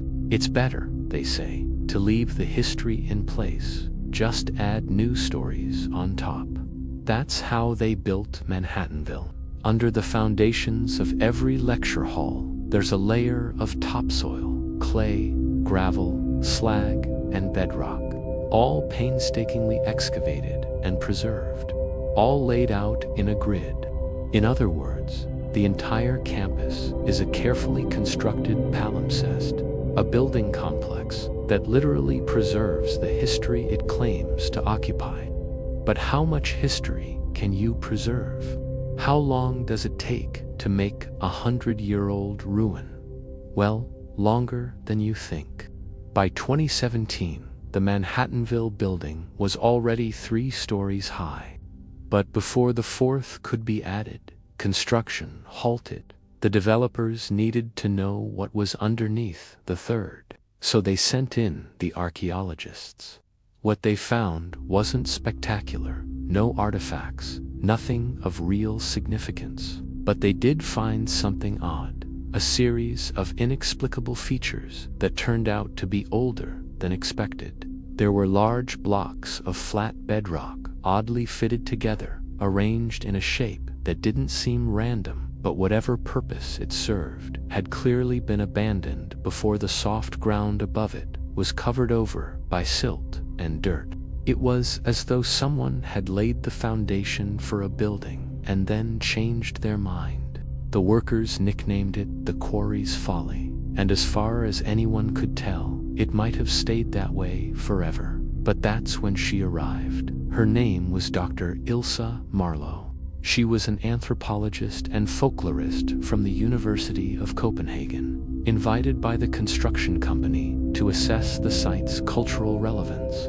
So she spent weeks crawling around the mud, mapping the layout, and collecting samples. According to reports, she found 2 complete skeletons, a crude axe, bits of charcoal, shards of pottery, mica, animal bones, and a small engraved slate that looked surprisingly modern, inscribed with letters and numbers that didn't correspond to any known cipher. After her departure, most of her findings were lost. But what wasn't was the slate. Construction stopped soon after. The earth was treated as a crime scene and spent the next 3 months under guard while scientists ran tests and convened emergency meetings. And somewhere in between all that, the slate vanished. Now, you might think that a development like this would make headlines, cause a sensation, set off a wave of media speculation. But in this case, it did none of those things. The Danish newspaper Politiken published one brief article that compared the site to Stonehenge and drew attention to its lack of official recognition. But apart from that, the story went nowhere, and that was no accident. The Prime Minister's office intervened and issued a blanket gag order. Then the land was cleared and the buildings continued going up. But not everyone stayed quiet. A group of private investors learned about the site from a whistleblower, a geophysicist named Lars Rasmussen. So they funded him and his colleagues to secretly drill down through the Greenland ice cap. By 2021, they had what they wanted, a cylindrical core 30 centimeters in diameter, 4 meters long, filled with sediment and rock that dated back 500,000 years. It contained evidence of occupation going back 10,000 years. Layers of ash from distant volcanic eruptions, remnants of animals that had roamed the pre-glacial steppes, and evidence of humans living in the region continuously throughout the Holocene. To the public, the discovery was heralded as proof that human civilization had existed in Greenland all along. Researchers suggested it may have been the legendary homeland of the mythical kingdom of Thule, but behind closed doors, Rasmussen knew better. He saw something in the core that made no sense. The structure he discovered at the 800-meter depth was neither natural nor cultural. It was geometrically impossible. If left alone, such a formation couldn't exist. The core displayed a giant hexagon, larger than any icicle, carved with precision into the bedrock. Its edges tapered to a precise angle. The air pocket inside had been filled with molten silicon. In other words, the ice sheet had been drilled into artificially, cleanly and thoroughly, as though to extract something, then resealed. The hole had been filled with water, then frozen solid, then more water, then more ice. The original drilling must have happened 40,000 years ago, but nobody knew why or how. It was too dangerous to keep. So the core was split and shipped around the world. One piece to the Greenland Ice Core Archive, another to a private facility in Canada. That's where Dr. Marla became interested. She requested a sample from the archive and spent weeks trying to decipher its secrets. The carved walls were too hard to scrape. X-rays only revealed internal reflections. Grinding dust removed nothing. But by applying precisely calibrated sound waves at a resonant frequency, she managed to detect minute shifts in density, revealing a series of inscriptions, a wordless pictography engraved into the ice. She described them as fractured spirals, and that's how she died, attempting to get closer, falling through the thin ice of a fjord and disappearing without a trace. Naturally, the authorities explained this away as carelessness, a freak accident, but her colleagues knew better. Remember, she was studying forbidden things, things that shouldn't be studied. When Dr. Hartwell, the linguist, heard the news, he quit his research position, sold his house and belongings, then booked passage to Kangerlussuaq. He wanted answers. He had a theory, but he didn't know how to prove it. He didn't realize it yet, but he was standing on top of it. At the Greenland Ice Core Archive, there are 4 layers. First, the surface world, friendly staff, sterile laboratories, state-of-the-art equipment, regular business hours, public tours. Then below that, the vault, a labyrinth of stacked tubes filled with ice from across the planet. This is level 2. Deeper still, level 3, the restricted section, where specimens are kept under constant surveillance. The deeper you go, the fewer people you see. Here, the air becomes colder, drier, and on the lowest level, guarded by steel doors and shrouded in perpetual darkness, are the anomalies. The samples too strange to be tested, too inconvenient to discard, too dangerous to study. The Greenland anomaly, the fragments of Dr. Marlowe's core, the secret entrance to the cavity. It's all down here, down at the bottom, the last level, beyond the steel doors, past the airlock. Through the sealed chamber, the temperature suddenly drops by several degrees. Even in summer, this is the archive's dead zone, where nothing lives and nothing dies, cut off from everything except the silence of 40,000 years ago. It's here that the forgotten things wait, contained and categorized. And now it's here that Agent Hartwell finds himself armed with nothing but his wits, his knowledge, and the stone tablet. What happens next will determine the fate of the world. Welcome to the archive. So that's the premise. There's a massive structure under the Greenland ice. Nobody knows how old it is, how it got there, who made it, or why. We do know that it has something to do with the past, with things that happened before the ice sheet formed, before the world became the world. We also know that there is a secret group of people dedicated to stopping anyone from finding out what tanned. There's a word that keeps showing up everywhere, the word Nivanakar, which seems to be connected somehow to the past, to the beginning, and the main character, Hartwell. He's our guide into this mystery. He's the audience surrogate. His goal is to find out what's down there, and his journey is going to take him not just through the lowest levels of the ice core archive, but through layers of time, through memories, both his own and the world's. Our job is to follow him down, so let's do that. Let's go down. In a climate-controlled vault beneath a university in Norway, a restricted access server cluster began acting strangely just 2 weeks after the Greenland flare event.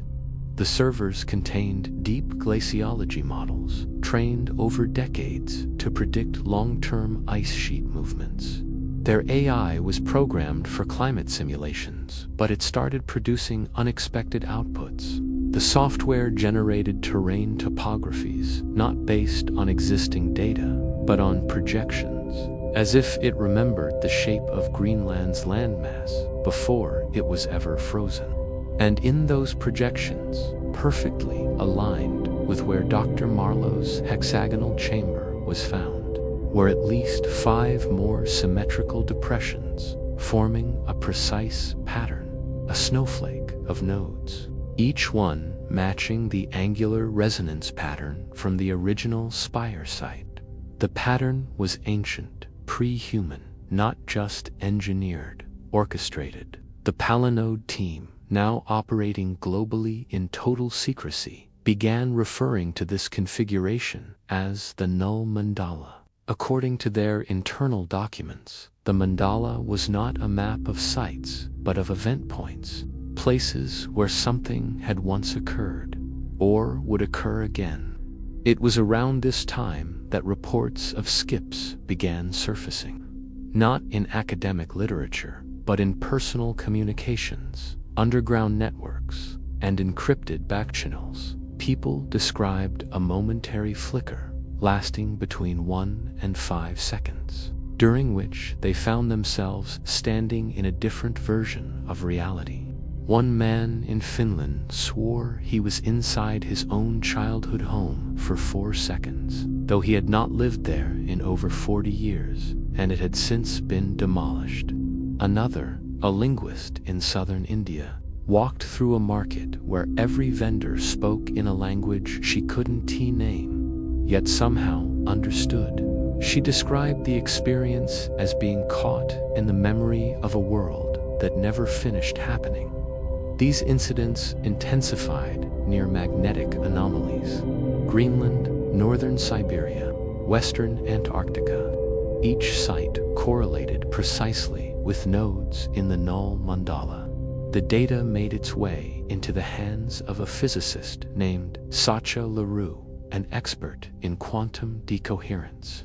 Leroux proposed a theory so unsettling that even Palinode's operatives considered suppressing it, that the chamber was designed to erase memory, but to collapse versions of memory, to condense multiple divergent timelines into a single consensus strand. He called it chronological convergence compression, CCC. According to Leroux, Earth had been host to many histories, each one subtly different, each one stacked upon the last, like geological layers of possibility. And once, in a great while, when the stack became unstable, a system would activate to select which version would persist. The hexagonal chamber in Greenland was not a vault, it was a vote. Leroux warned that the recent activation signaled the start of a new convergence, and with every flare, every dreamco, every temporal skip, the system was beginning to weigh which version of Earth would be allowed to continue. This wasn't just theoretical. Physical evidence began to emerge. In a museum in Dresden, curators noticed an artifact, a Mesolithic obsidian blade, had changed position overnight. not its location in the exhibit, its orientation. Security footage showed no interference.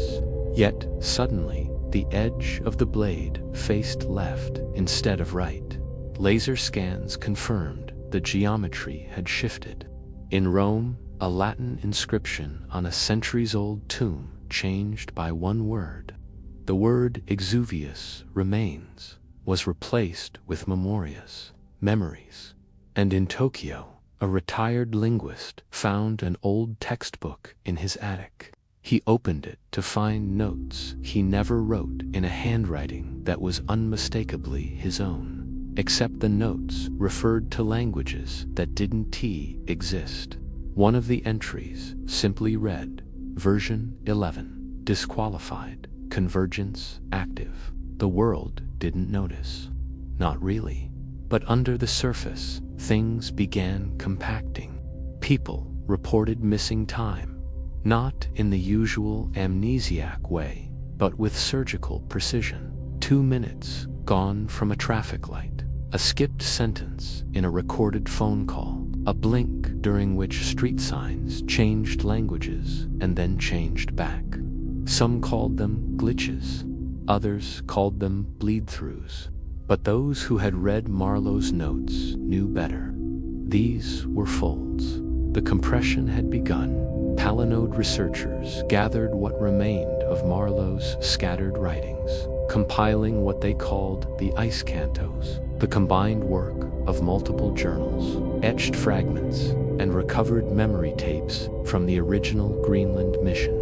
Most of it remained incomprehensible, but one section, written by her hand in a language only partially understood, was translated with AI assistance. It read, "Once there were many skies, each held by a tether of memory, but the weight became too great. So the tethers were clipped. The worlds fell inward. What is left is a narrowing. We are inside a final spiral now. One ring left to close. The convergence selects. The erased do not burn. They fade." From this, a new fear arose. What if we weren't the selected version? What if, during the convergence, another Earth was chosen? One close to ours, similar in rhythm and life and memory, but not us. What would happen to a reality not picked? Would we simply vanish? Or would we continue, ghost-like, in the echo of a choice we didn't make? Palinode scrambled to measure any discernible countdown, any terminal signal.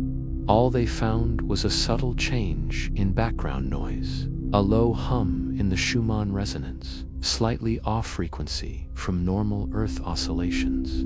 It was as if the planet itself were trying to remember which version it was supposed to be, and the hum was getting louder. In one chilling experiment, a team fed the resonance data into a sound visualization algorithm. The spectrogram formed a single image, a spiral of ice, a city underneath, a crack running through it, and a phrase, "Nivunakar will close the ring." And then the power failed. The data was lost. But the vision stayed. What have we become? Well, some of us have become afraid of the dark. So many of us have become afraid of the dark, in fact, that an entire industry has sprung up around making the dark less scary. I'm thinking of those nightlights you can plug in or set on a counter that projects stars onto your ceiling, turning what might otherwise be a frightening expanse of black into a friendly field of twinkles. I'm thinking of light projectors that mimic lightning bugs, even ones that project a simulation of clouds drifting across your ceiling. And I'm thinking of smart night lights that respond to sound in the room.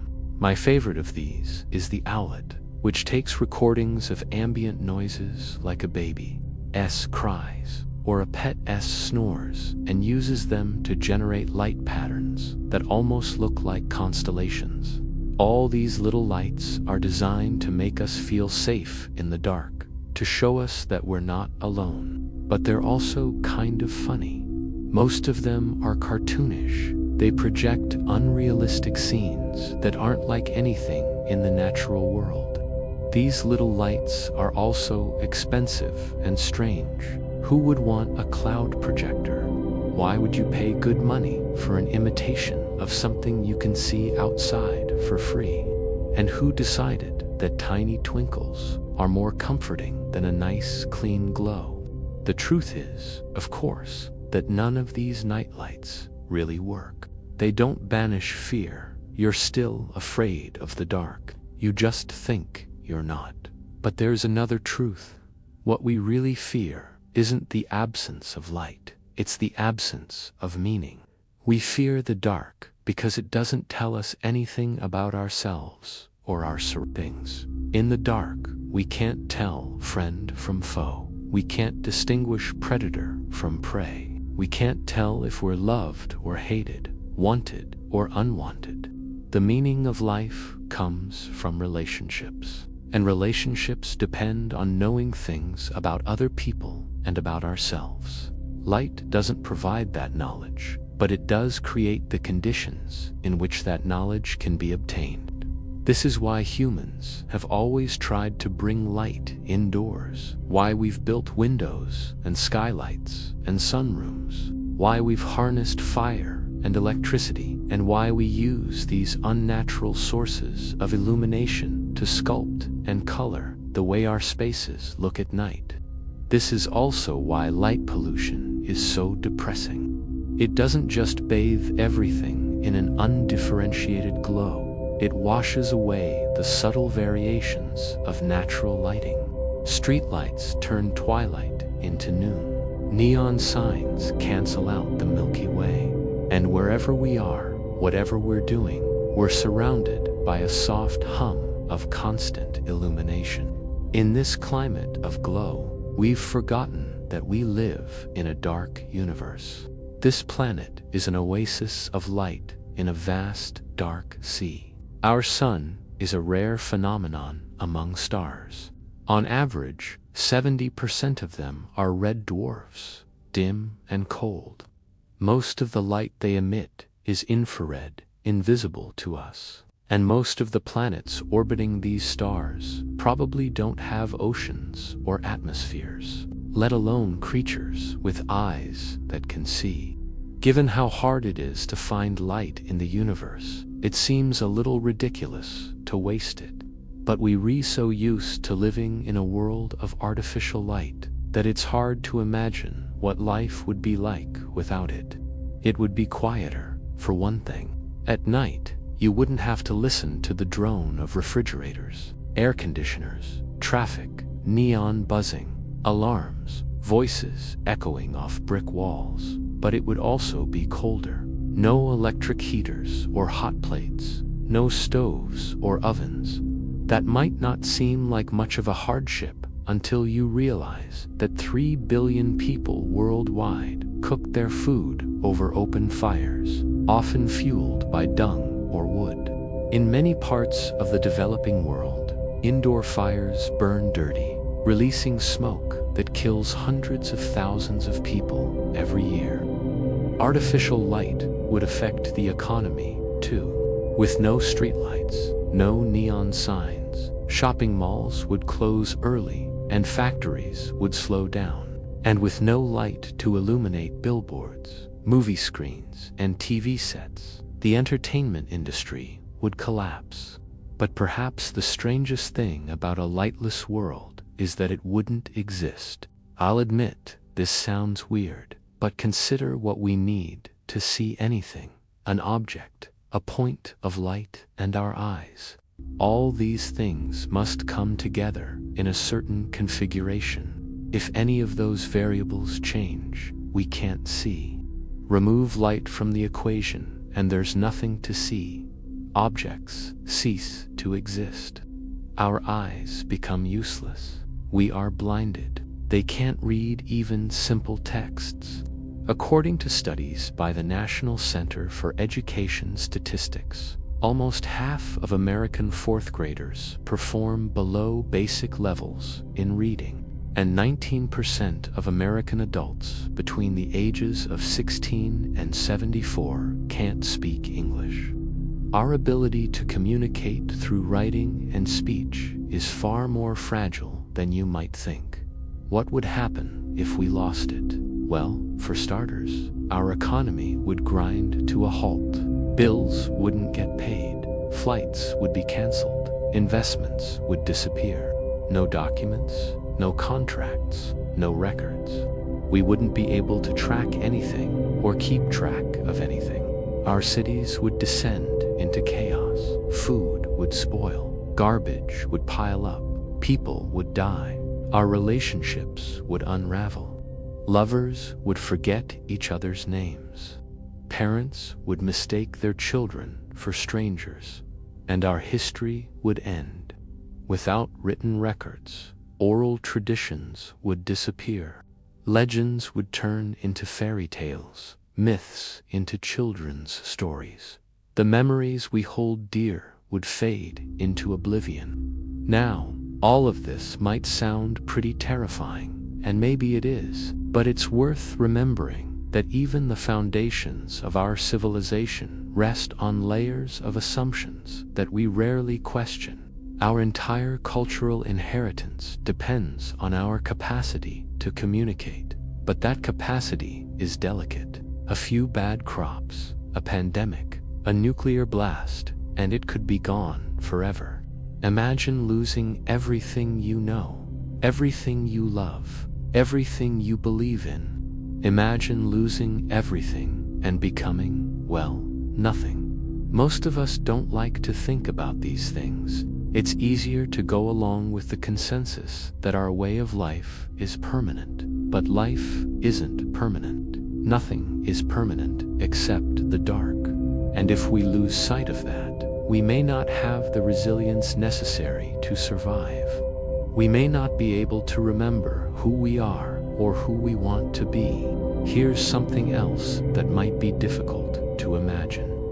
A recent study by the University of Oxford suggests that over 99% of human species are extinct. Only a relative handful survived the Cretaceous Speleogene extinction event 66 million years ago, and of those, only a small number evolved into modern humans. So while we're prone to thinking of our particular form of civilization as eternal, there's no guarantee it will last more than a few thousand years. So what should we do? Throw our hands up and surrender to the void? Of course not. The best thing to do is to recognize that our current way of life is fragile, not permanent. Our systems are susceptible to catastrophic failure. Our technologies are imperfect, and our civilizations routinely choke themselves with rules and regulations. A few wars, a couple of hurricanes, a minor solar flare, and everything we know could end. We could lose everything and become nothing.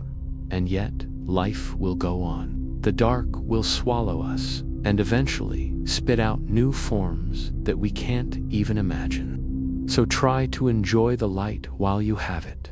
Try to appreciate its warmth, its softness, its subtlety. Try to see clearly in the dark. And remember, it's okay to be afraid of the dark. The dark doesn't mind.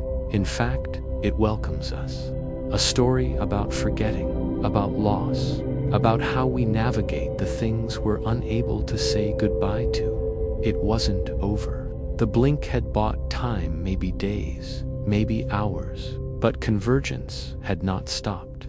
The spiral spire in Greenland had cracked at its tip.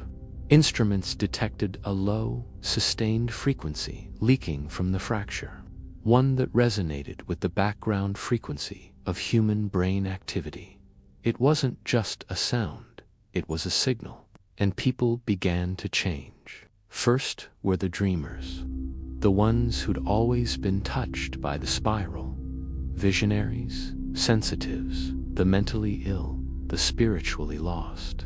They stopped speaking in their own languages. They began humming, not songs, but harmonic tones, like tuning forks, aligning to one another, across cities, hospitals, and monasteries. They created synchronous vibrations that mirrored the internal geometry of the null mandala.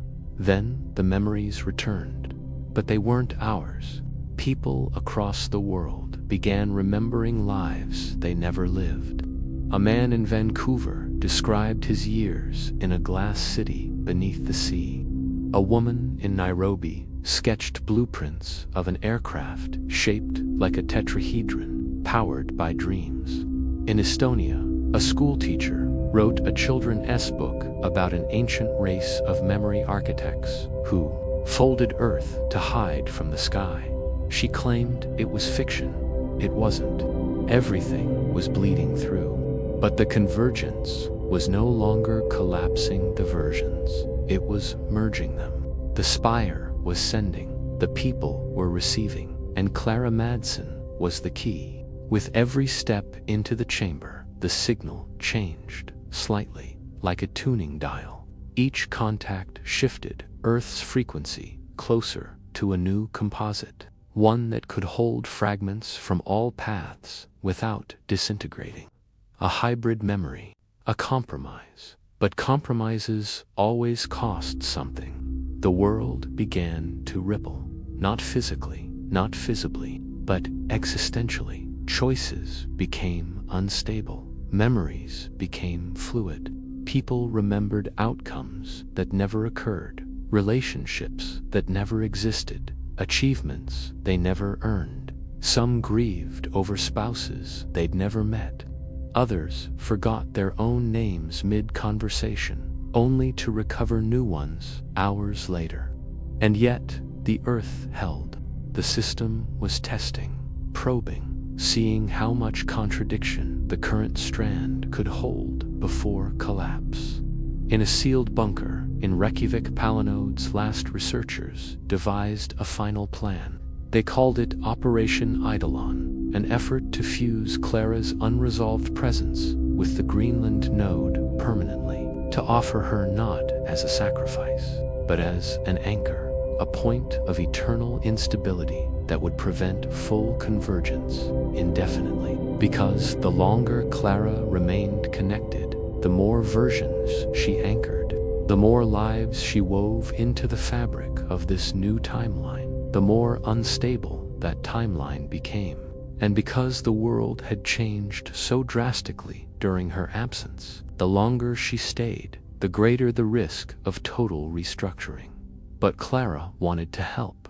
"I won't go back," she told them, "but I can come back again. Bring me home." So they brought her home. She spent the last of her time saying her goodbyes, seeing what she could of the people she loved most. Then she gathered her courage, pulled on the suit they'd designed for her, a version of the ones she used to wear in the field, and joined the team in their final expedition to the spire. They arrived on a glacier. The sun beat down on the snowdrifts, and the hum from the node vibrated in their bones. From afar, the structure looked perfect, but up close, it was clear that convergence had taken its toll. Chunks of ice hung from the side. Thin fissures spread from the base. It wasn't just a monument anymore. It was a wound. When Clara touched it, the pain lanced through her arm, up her spine, into her brain. It felt like returning to the source, to the moment when she'd first been pulled into the spiral, when she'd become the caretaker of a burden she didn't understand. Now she knew better, and as they led her to the center of the circle, she understood why the others had chosen her. It wasn't strength they needed. It wasn't power. It was someone who understood the price of their victory, someone who could carry their defeat. The team prepared the equipment, creating a link between Clara and the node, stabilizing her biometrics and anchoring her consciousness to their physical space. As always, the head researcher, Rackle, spoke for the group. "This is our last transmission. Clara, are you ready?" She took a deep breath, pushed away the fear that threatened to paralyze her, and said, "Yes, remember all of us." The spire responded instantly. It bloomed, not in light, in shadow. A black corona spiraled upward, wrapping Clara in layers of folding memory, each one denser than the last. For one final moment, she was visible through the rippling veils, her eyes wide, her mouth open, as though tasting 1,000 lives all at once. Then she was gone, but she was not erased. The chamber stabilized, the node closed, no flare followed, no seismic disruption, no further temporal drift. Earth fell quiet. The dreams stopped, the humming faded, and in the aftermath, the world took a slow, trembling breath. But the changes remained. Skies bore new constellations. Forgotten books returned to shelves. People woke with talents they had never studied. Children remembered lullabies their parents never sang. Temples emerged from thawing glaciers, their inscriptions matching the language Clara spoke in her final hours. And in the center of Greenland, where the spire once stood, there was now a garden, not made by hands, not planted. It simply was. Flowers no botanist could classify, trees that shed leaves in the shape of spirals. And at the garden's center, a single stone, hexagonal, dark, and warm to the touch. No writing, no symbols. But if you listened closely, with your hand upon it, you'd hear a whisper, yours, saying something you haven't said yet, in a voice from a memory not your own. We are not the first version. We are not the last, but we are the one that chose to remember. And so, the spiral sleeps, for now. Okay, I have a few thoughts. First, does anyone else think it's wild that all these stories are culminating right now? Like we've been building towards this moment for 5 seasons, and all the storylines, character arcs, the themes, everything is coming to a head. It's wild. I also feel like the story has come full circle. This season started with us learning about the Null Mandala and ended with it being fully realized. I love how all the loose ends are tied together, and even the smallest details get paid off. Things like Elsie's notes and diagrams, for example, or the reappearances of past characters like Gil and the mayor. Speaking of which, shout out to the casting director, because every time a familiar face pops up, I am always fooled. The makeup and aging process is so convincing. Also, props to the crew for making the impossible possible. You guys literally brought a city out of the ocean and put it in a forest, and I am just over here like, oh wow, okay, cool. It's just mind-blowing what you guys do, and I really appreciate you. And finally, thank you for watching this season. It means the world to me that you gave up some of your time to spend it with us. I hope you enjoyed it. I'll see you next year for the finale, and I'll see you later today for the post-show.